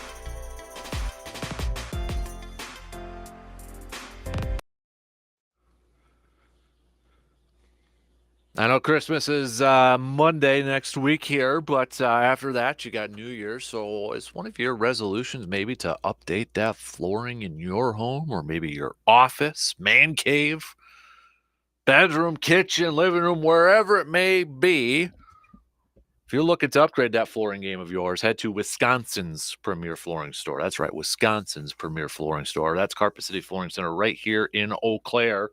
Also, Wisconsin's premier team over there as well. The entire crew, fantastic starting group. It's the whole, somebody had asked me the other day, going over there to get to look at some, carpet, updating some stuff. Who should I talk to? And I'm like, don't matter who you talk to because they're all fantastic over there. The entire group is fantastic. So if you're going to be heading into the new year, I know after the new year, maybe you're starting to think about tax returns and all. I already got the letter for the appointment for my accountant and such. But if you're looking maybe for some New Year's resolutions to update that flooring game in your home, look no further than our good friends, very good friends over at Carpet City Flooring Center in Eau Claire.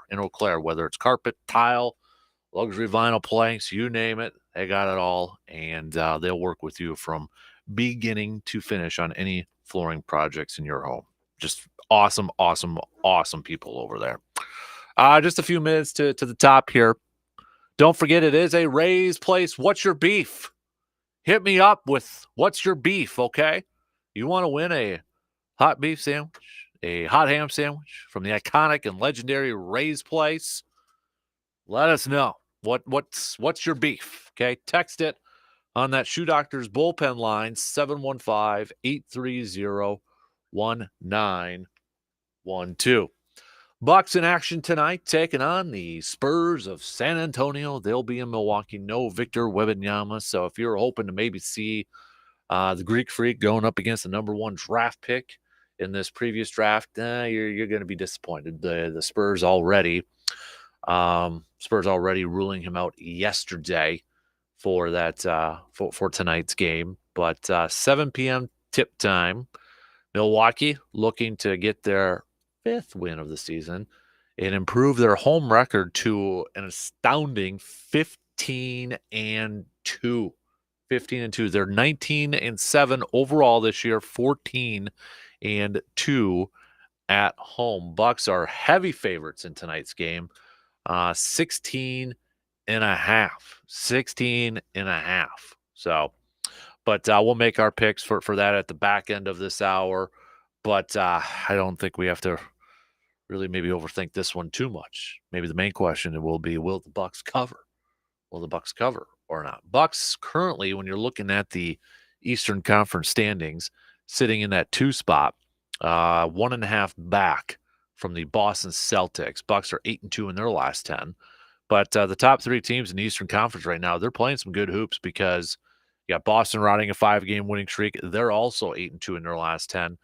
Philly just snapped their 6-game win streak, but they're 7-3 in their last 10, and they're in the 3rd spot right now. So kind of what we figured when it comes to the Eastern Conference and the NBA, the top 3 teams there, that's how it's playing out so far. Boston, Milwaukee, and Philadelphia.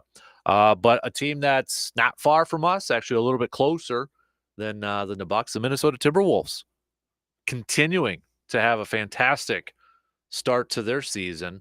9-1 in their last 10 games. They're riding a 3-game winning streak. They just picked up a win last night. They are 20-5, joining the Boston Celtics as the only 2 teams right now with 20 wins in the NBA. So Minnesota, 20-5. They're up 3 games over the Oklahoma City Thunder, who are holding on to that 2 spot in the Western Conference. Minnesota, 11-1. They're ruling the home court right now. 11-1 at their home court. Coming up for them, it'll be tomorrow night as they take on the 76ers in Philadelphia. So if you're a hoops fan, if you're an NBA fan around our area, got a team to a little bit of the west of us playing some good hoops, and you got the Bucks obviously playing some darn good hoops too. Maybe. We wanted that Brewers Twins World Series. Maybe. Could we possibly get an NBA Finals between the T-Wolves The Bucks. I'd go to that. I think G-Man would go to that too, right? Heck yeah. Absolutely. Sign me up for that, baby. All right, we got 2 in, 1 more to go. We're going to talk a lot of Badgers coming up next hour. Transfer portal continuing to go on. Badgers getting ready for their bowl game and such. We'll hit that up coming up at about 8:20. It's the final hour to get your beefs in too. What's your beef? Hit me up with a text. We'll be back after these news updates.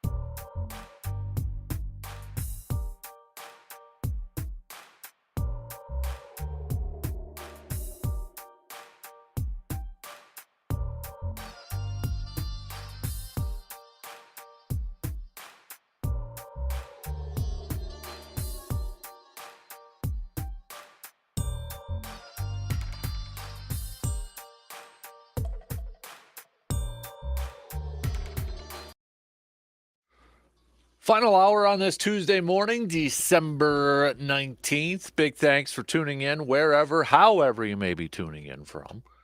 Coming up in about 15, 20 minutes or so, we'll chat some Badgers with Mr. RJ Cardinal from the zone down there in Madison. We'll hit that up, talk a little bit about the transfer portal, some of the new guys coming in, his thoughts on the new quarterback coming in for the Badgers and such. So get his take on who does he have a player that has committed to Wisconsin that's got him really intrigued or maybe kind of excited, like, hey, that one's kind of I like that one. I like that. So, but we'll get to RJ coming up here in just a little bit. We'll get to some picks and predicts brought to you by the Elbow Room at about 8:45 this morning. Also, it is a Ray's Place. What's your beef? All right, what's your beef? You got something you want to beef about? Hit me up with a text. Okay, this is the only time. Maybe revisit some of your what's your beef from yesterday. Text it on over to us, and if we select yours, you will get a free hot ham sandwich or hot beef from the iconic and legendary Ray's Place. We'll put it in the mail and send it to your house. All right. So hit us up right now, 715-830-1912 with the quick text of what's your beef? What's your beef? I know a lot of you, we'll just say that a lot of you beefing about the Packers holding on to Joe Barry for at least for another week. You know, I'm pausing a little bit, slightly, just slightly, saying as of now, because I mean, never say never, but I feel like it'll be for the rest of this season. And I still firmly believe it's because they've got no other option. And all jokes aside, I get it. You know, there's probably some people saying, well, can't call plays now, so what does it matter if they don't have any other experience on there? Just, no difference in there. Haha, get it. Yep, I understand that. Get it. Cool joke. But that's where I pause by saying for the rest of the season, though, too, because, I mean, if Carolina and Bryce Young just absolutely light it up on the offensive side of things, then I don't know how you can continue. Then I really don't know how you can continue at that point. That just seems naive and completely naive right now. So, but I know there's some frustration amongst Packers fans because of that, but I still firmly believe, I believe in my heart of hearts, in my gut, the Packers will have a new defensive coordinator next year. I believe that. I believe we will see somebody new. Who is that? I don't know. I don't think it'll be Jimmy Leonard. I agree with Joe. I think that ship has kind of sailed. Remember, Jimmy Leonard turned down Green Bay a couple of years ago. Would he do that now? Maybe not, but who knows? And I honestly, again, I'll kind of say it from what I said yesterday. I don't care if he's got a Badger lineage. I don't care if it's a former Packer like i.e. Al Harris. I don't care where they came from. I just want a darn good defensive coordinator, a coach that can get the most out of this roster. I do feel like that there's talent on here. John Kuhn, obviously former Green Bay Packer fullback, right? Part of the Packers, does some stuff for them for media stuff, and I'd seen him on Twitter post this. He was answering a question from somebody out there. And again, this is something I said in the first hour. Like when I see former players kind of chime in about certain stuff like that, I tend to pay a little bit more attention to that because they've been there, they've gone through it. And in John's case, maybe he still has some connections over there and such, working with the team in that. But somebody had tweeted at John last night saying, John, as an ex-player, how would the locker room handle the competency of Barry and the head coach's inability to do what needs to be done with Barry. Really hope to hear you comment from a player's perspective. Kuhn answered, as an offensive player, I'd be able to go against that defense every day at practice and be able to tell you if it were scheme or if it were the players. As an analyst, we just can't tell for sure. So essentially he's saying he doesn't know what's going on inside the locker room. He doesn't know what's going on inside the locker room. It could be various things. He doesn't know what the players view Joe Barry. He doesn't know what's the talk like in the locker room. He doesn't have that insight. And he's saying, if he was on that team, he'd be able to tell if it was the scheme that was being poo-poo or if the players just didn't, the talent level wasn't there. And probably not an answer that a lot of fans like to hear or wanted to hear at that point, right? Let's be real. It's probably not an answer that a lot of fans wanted to hear and maybe wanted to hear Kuhn kind of go out there and say, yeah, so-and-so's really screwing up and I would have let him go or they should have let him go and all that stuff. But I wouldn't expect anything new to pop up today. Tuesday is kind of a off day for the team. Tomorrow they'll be back at practice and such. Well, maybe there might be some new stuff kind of floating out there. Devondre Campbell, we mentioned it last hour, throwing out a tweet that I'm sure will get people talking and overanalyzing and dissecting and trying to figure what's going on. Devondre Campbell tweeting, not going out of my way anymore, and I'm not playing through injuries anymore because when blank goes wrong, they always use it against you. I'm treating everyone accordingly and giving them the same energy they are giving me. Focus on yourself and your mental, 59. You owe it to yourself. I don't know if he's talking about coaches. I know everybody's going to assume that. I don't know. He easily could be talking about fans who are giving him grief on social media. And he's venting a little bit. We've seen players do that. We know Campbell did not have a good game going up against Tampa Bay, right? He didn't have a good game. Is he just venting off of people tweeting at him and tagging him in that? Could be. Is he venting about the team? Could be. Could it be a little bit of a mixture? Absolutely. We don't know. We can have our opinions. We can have our thoughts. We can have our guesses on that. We don't know unless he comes out and fully says, yeah, I was talking about coaches, or yeah, I was talking about the fans. We don't know. We can make our educated guesses and such, but I'm sure some people are going to be looking at that and going to be like, oh yeah, there's more drama there, kind of calling out the team and calling out maybe coaches and such. And yeah, I don't think Campbell's back next year anyways. Not to kind of downplay it or anything like that. I don't think he's back next year. I think they move on from him. He's not the same player that he was a couple years ago, his first year in Green Bay when he was named an all-pro linebacker, whether it is because of injuries, whether it's because, maybe age there a little bit. I agree with Joe again. I think Isaiah McDuffie has played better than him. And I know we went through snap counts in the first hour and kind of looking at Rashawn Gary's snap counts compared to other premier edge rushers in the league, and he ain't getting the same.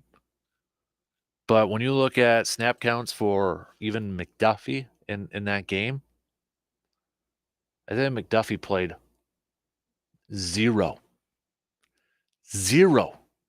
defensive snaps yesterday or on Sunday.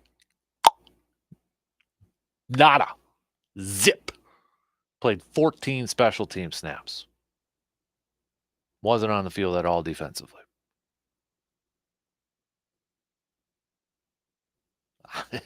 I feel like he's been the better linebacker, but hey, that's just me. There's a 99.99% people who are smarter than me probably view otherwise. But I would have played McDuffie a little bit more, especially when you got Campbell, who was just it sure seemed like Campbell, was just a tick behind, whether it was because of an ankle, whether it was because of confusion or miscommunication, but that man was struggling in coverage yesterday. In fact, let me bring it up here before we have to take a break and get to RJ here. But I'm curious to see the top 5 Pro Football Focus grades. Here we go. So Packers Wire, PackersWire.USA Today always comes out with they give you the top 5 best and worst Pro Football Focus grades from the game prior. So offensively, Rasheed Walker actually had the highest grade, and I just saw this too. I saw that was it pass blocking grade, the highest pass blocking grade, I think too from at least Pro Football Focus. So Rasheed Walker having one of his best games of his 88.7 Pro Football Focus grade, first in the NFL among tackles in Week 15. So Rasheed Walker had himself a game, if you value the Pro Football Focus metric. Dontavian Wicks, no surprise, number 2. Jaden Reed, probably no surprise, number 3. Then you got 2 more offensive linemen that finished off the top 5. Elton Jenkins, number 4, and then Zach Tom. Your top 5 defense, Enoch Barre had a 90.7. 90.7. Here's the thing now. The drop-off is massive from number 1 to number 2. TJ Slayton had the second highest, 69. You go from a 90.7 to a 69. You're talking about a 20-point difference. 20.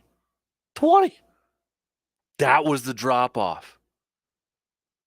Lucas Van Ness had his third highest. Jonathan Owens, Rashawn Gary, rounding out the top 5. Those were your best grades, okay? Those were your best grades defensively. 60s, not that great to begin with, okay? 90 is like elite level if you kind of don't know how Pro Football Focus grades work out. 60s, not that great. Nothing I would be bragging about, okay? Nothing I'd be bragging about too much because, Patrick Taylor had the 5th worst Pro Football Focus grade. On the offense side of things, he had a 55.1. That is 7 points back from Rashawn Gary, who had the 5th highest Pro Football Focus defensive grade, just to kind of put it in perspective. But the worst offensive grades for the Packers, according to Pro Football Focus, Josh Myers had the lowest, 45. Sean Ryan, Josiah DeGuara, Ben Sims, as we mentioned, Patrick Taylor. You want to see some awful grades here? Here we go. Colby Wooden, 26.6. 26.6. Quay Walker, 29.5. Carrington Valentine, 34.4. Corey Ballantyne, 46. Eric Stokes, 46. Perfect passer rating and throws for 4 touchdowns and nearly 400 yards. That your top 3 corners are 3 of your 5 worst graded players. Worst graded players. According to this, Sunday was the Packers' lowest graded game defensively and in coverage by a wide margin. Not a shocker, right? Not a big surprise at all. So, yowzers. All right. Let's take a quick break here. We'll talk we'll switch it up. Talk some Badgers. Let's talk some Badger football. Let's talk some Badger hockey and such. We got hoops going on here too. Let's break it all down with Mr. RJ Cardinal. He's coming up after these quick words.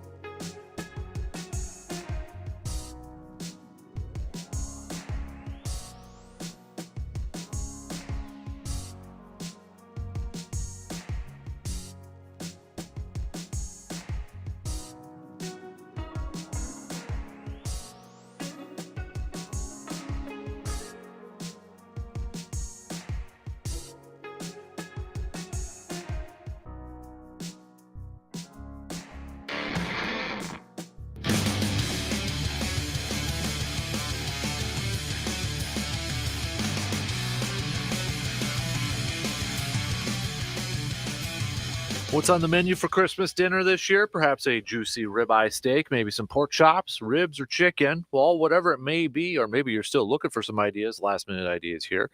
Then you should make a visit to Mike's Star Market on the west side of Eau Claire. Since 1990, Mike's Star Market has been offering the best beef, lean pork sausages and brats, condiments, and custom spice mixes, all handmade right in our store for the freshest flavor. And what's the holidays without some sweets? Mike's also has chocolates and now a wide variety of freeze dried candy. So visit Mike's Star Market today at 2238 Heimstead Road in Eau Claire. That's on the west side of Eau Claire. Let's switch some gears here and talk some Badgers with our dude, Mr. R.J. Cardinal from the Zone in Madison. First things first, R.J. Sad news yesterday with the Badger men's basketball team. Walt McGrory passing away, very young age. He had been dealing with cancer, but he was a member of the team from was it 2017 to 2021, including the Big Ten title team in 2020. But I got to imagine, especially considering, Greg Gard and, guarding against cancer, and how much he has, tried to fight that and all the, stuff that he's done to raise funds for cancer awareness. I got to imagine that one, the loss of Walt has probably hit him really hard and this team overall too. Yeah, you saw all his former teammates kind of pouring out the love and all that yesterday, or even over the weekend. If they found out prior to it, I think I didn't see the news break until yesterday afternoon.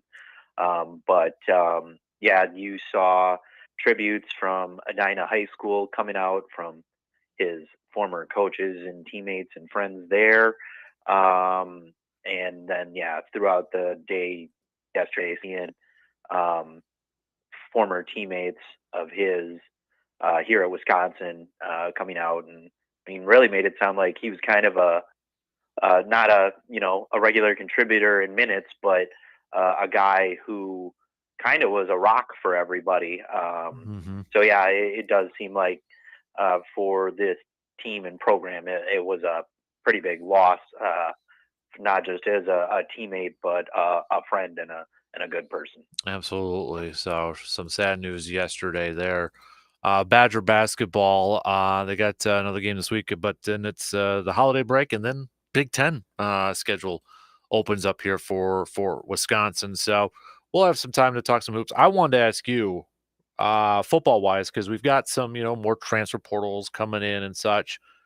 Is there a transfer portal guy that we've seen confirmed, or he's announced that he's coming over here, that is maybe your favorite, or is kind of like intrigued you the most? I know we talked about Leon Lowry for quite a bit now for the last couple of weeks, but is there another guy that kind of got you like, ooh, I really like that move? In terms of intriguing, I think it is Leon Lowry right now, just for the whole sake of what went down there. But in terms of our transfer portal guys right now, you have an in-conference guy in terms of Tyrell Henry, who was the primary kick and punt returner for Michigan State last year. He's also a receiver, so that fills in a need there. A guy that Fickle was heavily recruiting at Cincinnati in Jackson McGowan, tight end who's transferring from LSU. That's another interesting one because it was a sparsely used position last year, even though, everybody was saying it was a light room, but still those guys had experience there, not necessarily in this system. But then I think maybe the edge rusher from William and Mary, John Pius, who was a FCS All-American, and sometimes jumping up a level, kind of not expecting the talent from the FCS level to move up with it and have the same results. But everywhere I've read, most places, services, like the recruiting services and other people who are more in the know about John Pius than I have been, seem to think that it's just going to translate right into playing at Wisconsin as well. So, yeah, an edge rusher who's 6'2", 235, probably going to be putting on a little weight here before the season starts in the fall. But that one seems like a pretty good pickup in terms of the most intrigue, especially at a position where I think now depending on if that's an edge as in a stand-up kind of linebacker in if we're truly going to start moving towards that dollar package or the 3-3-5, is he going to be edge in terms of a edge on the defensive line, because that's kind of small for the Big Ten, or is he going to be edge like a linebacker who's playing close to the line and just goes to get the quarterback off the edge? I mean, in this new defense, I'm not too sure where we're at yet in what we're actually calling positions, but that'll be something to look forward to in spring ball. I assume he's going to be in here this semester, but I think that one has been the most intriguing since the whole Leon Lowry saga happened. Right, exactly. And I know we kind of touched on a little bit last week about Tyler Van Dyke over there too at quarterback. Mhm. But is there a position that you think, or maybe you've heard that the Badgers really have to maybe kind of focus on now in a transfer portal, maybe for depth purposes or anything? Offensive linemen who have left, whether it's to go pro or transfer to Indiana and like Trey Weddick did. But I think you might want to try the O line and a little bit more of D line. You brought in an edge rusher there. You have a guy who's, I'm forgetting the kid's name, but who's looking at you in terms of a transfer. And then I think there's still a recruit here who is a 4-star defensive lineman who's looking at Wisconsin as an actual recruit. Or maybe I'm thinking of the same transfer kid. It's starting to blur between who's coming in as a high school kid and who's coming in as a transfer. So, but yeah, especially with early period signings starting on Wednesday, it'll be interesting to see how many of the high school kids end up becoming Badgers on Wednesday. So looking forward to that. But yeah, I'd like to see offensive and defensive line probably add a few more, either via the transfer portal where somebody might be ready to go right away, or I mean, you do have a couple of interior offensive linemen and an offensive tackle, and I think it's a couple of offensive tackles and an interior lineman coming in the recruiting class as of right now, if things don't change.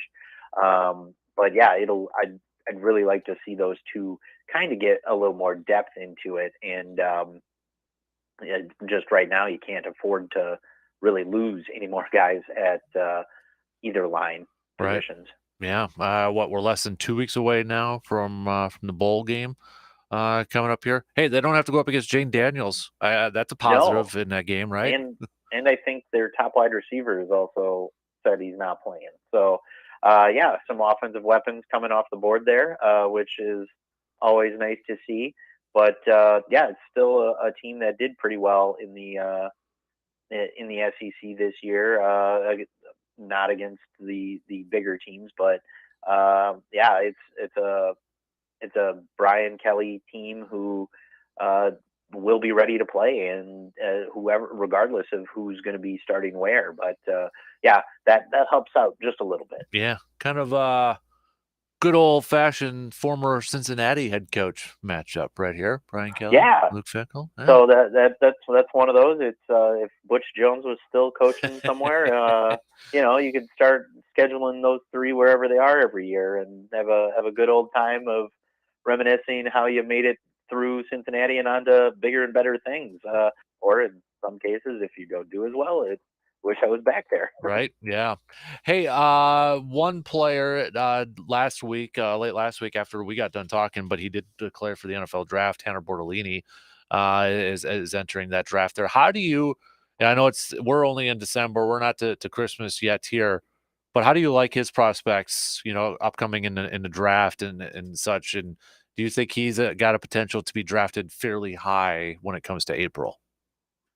I think we'll see him move back to one of the guard positions because ultimately, when you look at it, last season, not this past season, he was doing really well at the guard positions, and this year was forced to move over to center as being, the best option available to be snapping. Mm-hmm. So I think we see him moving back to guard, where I think is his more natural fit, where we saw him kind of ascend and beat out some guys to become a starter here. And I think, I'm not really sure. Probably more in a fourth, fifth round kind of pick, but still be a guy who will be pushing to make a two deep and be on a roster come camp and then into the NFL season. Switching over, staying with college football, but another team in the conference here, RJ. Nebraska, they picked up a pretty good quarterback, right? Dylan Raiola the other day. Yeah. I mean, how just, for anybody who maybe doesn't know, you could say that he's a top, pocket passing quarterback, number 8 overall, but how big of a pickup is this actually for Nebraska?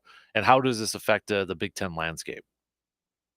I mean, Nebraska needs a quarterback. I think we've seen that for a few years now. They've had a lot of the pieces in place to be competitive. Their defense has gotten much better, and the only thing we saw were quarterback mistakes.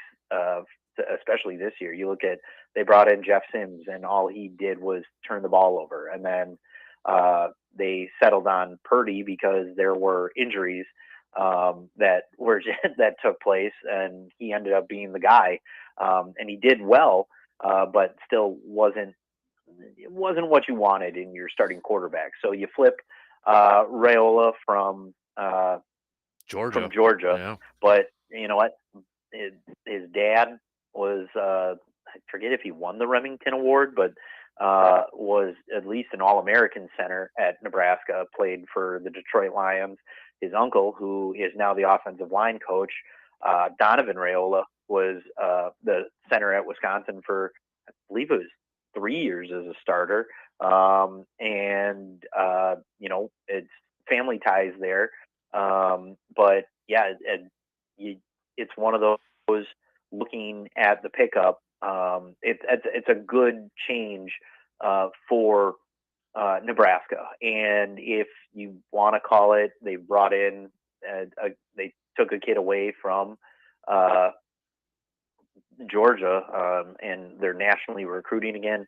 I mean, I wouldn't really call bringing in a legacy and flipping a legacy to call it national recruiting again. Sometimes that makes it a little easier, especially when they're not playing the same position as their dad. Mm-hmm. Yeah. I mean, the only thing they have in common is, the distance between getting the ball to each other.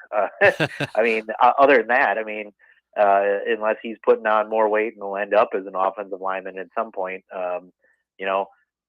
they rather large people in that family. So it's a good pickup for them, and it's one of those things we've always seen at his stops. Matt Rule has been a good recruiter, so and his teams have put up results, and that's why he's moved on.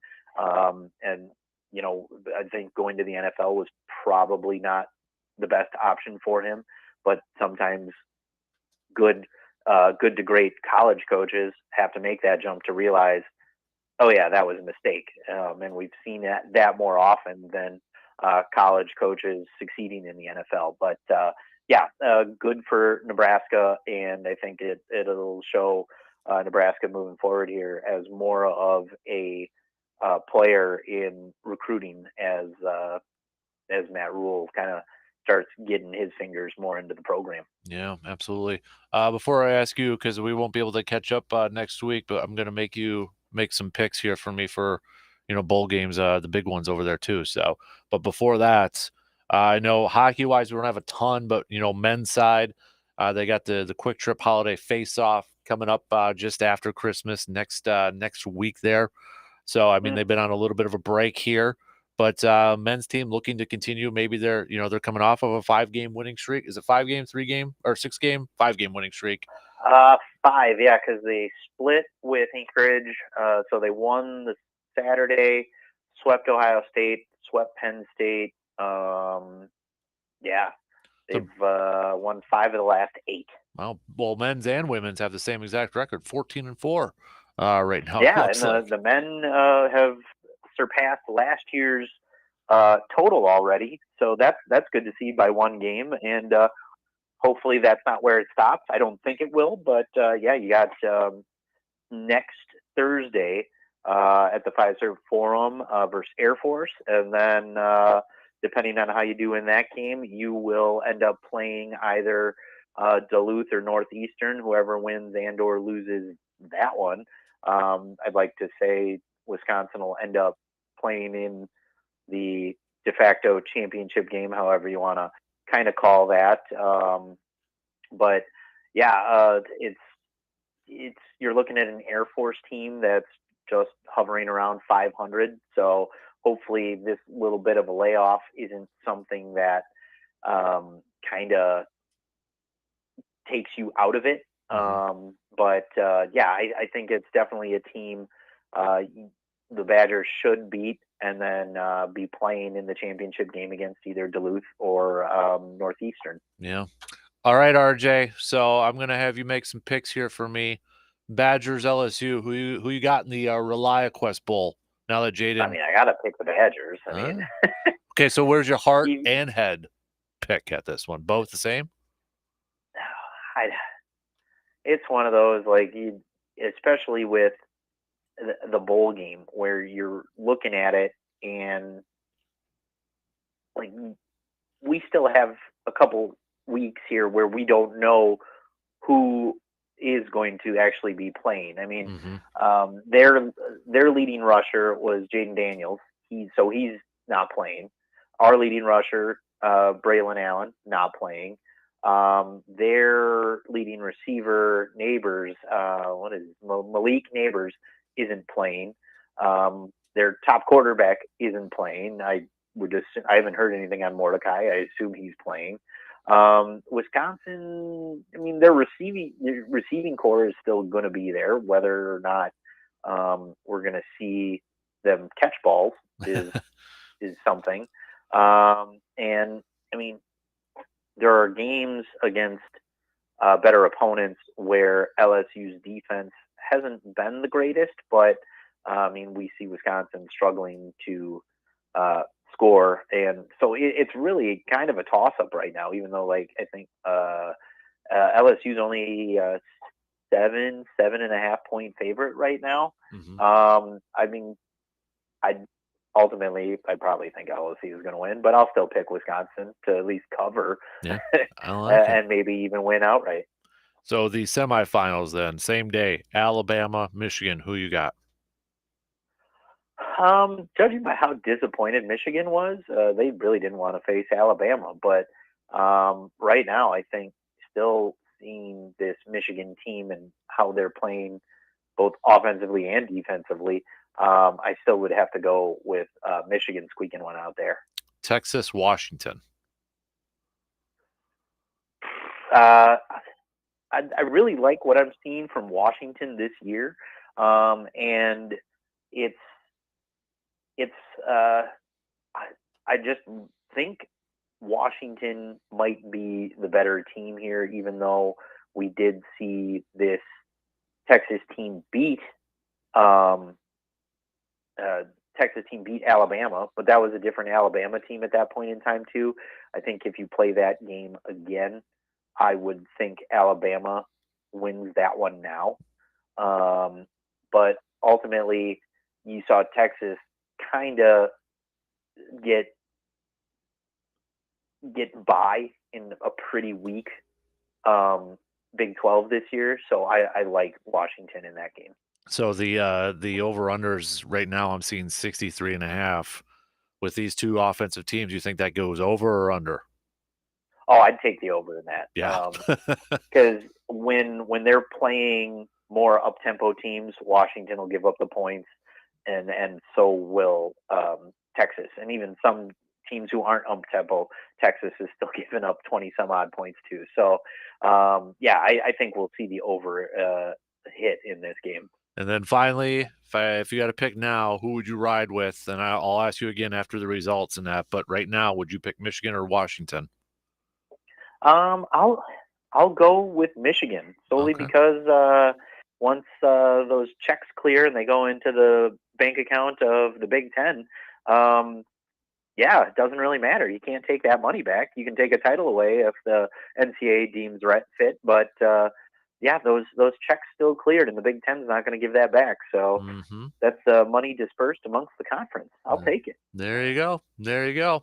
All right, RJ. Hey, we appreciate the time as always. Hope you and your family have a very Merry Christmas and happy holidays, and we appreciate you always hopping on every Tuesday with us, buddy. Absolutely. Hope you and your listeners do as well, and I guess we'll talk in the new year. Exactly, right? So hopefully we're talking about a win, and then we got some more bowl games to be talking about at that point in time too. So safe travels, buddy, and we'll talk to you again soon. All right, sounds good. We will talk to you later. You got it. There you go. There's RJ Cardinal joining us here this morning. We got to take a break, and then it's the Picks and Predicts, brought to you by the Elbow Room. Coming up after these few words.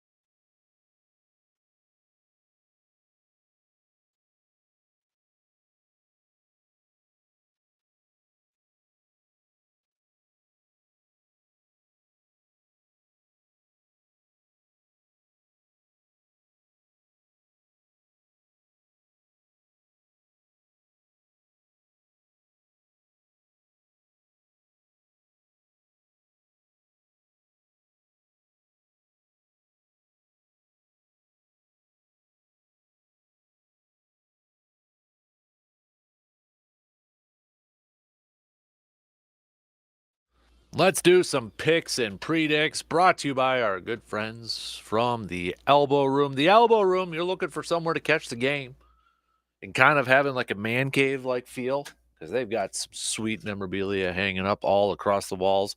Go check out the Elbow Room right next to the Banbury place over there. Plus, they've got man cave light available over there too. So, college football wise, we've got what do we got here? We got the Scooters Coffee Frisco Bowl. How about that? All right. Is that right? Yeah. We got the Roadrunners of UTSA taking on Marshall over there. I'm gonna go UTSA. That's who I went with in our picks on Friday. I'll roll with it. UTSA favored by 12.5. I say they cover. I'll go that they cover. No, yeah, I'll go with that they cover. Why not? It's bowl season. Let's do it. 12.5. They win by 13 or more in this game. So let's go do some hoops. Let's do some NBA picks coming up here. We've got obviously the Bucks in play tonight. We were kind of talking about that. No Victor Wembanyama, so we're not going to see the Greek Freak going up against him. Bucks spread right now is at 16.5. I'll take the Bucks win, but I don't think they cover. Don't think they'll cover. San Antonio's not good this year. They're only 4-21. No Victor, who's their leading scorer, so you would think that the Bucks should easily cover, but I just have this weird feeling that they're not going to cover. So, yeah, I'll go Bucks, but they don't cover. We only got a few other games here on the NBA slate, so we might as well pick some of those. We got the Grizzlies taking on the Pelicans. Favored by 8.5. I'll take the Pelicans, and I think the Pelicans cover that game. We've got Boston visiting Golden State. Boston favored by just 5.5. I'm going to take Boston. I think Boston covers that game too. They win by more than 5.5. They win by 6 or more. We got Phoenix visiting Portland. Phoenix is a 7.5 point favorite. I'm going to take Phoenix, and I think Phoenix also covers that too. I'm going to ride with that. We got some college basketball games. We got some intriguing matchups. Let me bring those up. We've got number 22 Virginia taking on number 23 Memphis tonight. So we got Penny Hardaway, my guy, going up against Tony Bennett. Memphis favored by 3.5. It is in Memphis where they're 3-0. Virginia's 9-1 this year. Lost to Wisconsin, right? I'll go Memphis. Barely covers. I'll go Memphis, but they barely cover. I would not be surprised if Virginia squeaks this out, though. I wouldn't be surprised if they get that one done. We got Florida, Michigan coming up here. And I know it's a couple of teams right now who aren't ranked. Florida 7-3, Michigan 6-5. Spread looks like it's kind of it opened up at 1.5, then it went to Florida at 3.5 and such. I'll go Florida, even though it's in Michigan. It's a Jumpman Invitational. I'll go Florida, and they cover. They win by over 3.5. Marquette taking on Providence. Couple of 9-2 teams going at each other right now. Marquette, the 6th ranked team in the country in the latest polls. Wisconsin did drop 24, by the way. Marquette favored by 4.5 against Providence. I say Marquette wins, and I say they cover. They win by 5 or more points in this game too. So I'll ride with that. Got a lot of games where I think they cover. I think the only one I didn't pick was the Bucks. I feel like that's going to be a game where they're going to be in control, but then, at the end, it kind of just creeps back in and they just barely, don't cover. So, all right, that's your picks and predicts brought to you by the Elbow Room. It was also a raised place. What's your beef? We are going to go with Eric. Eric, what's my beef?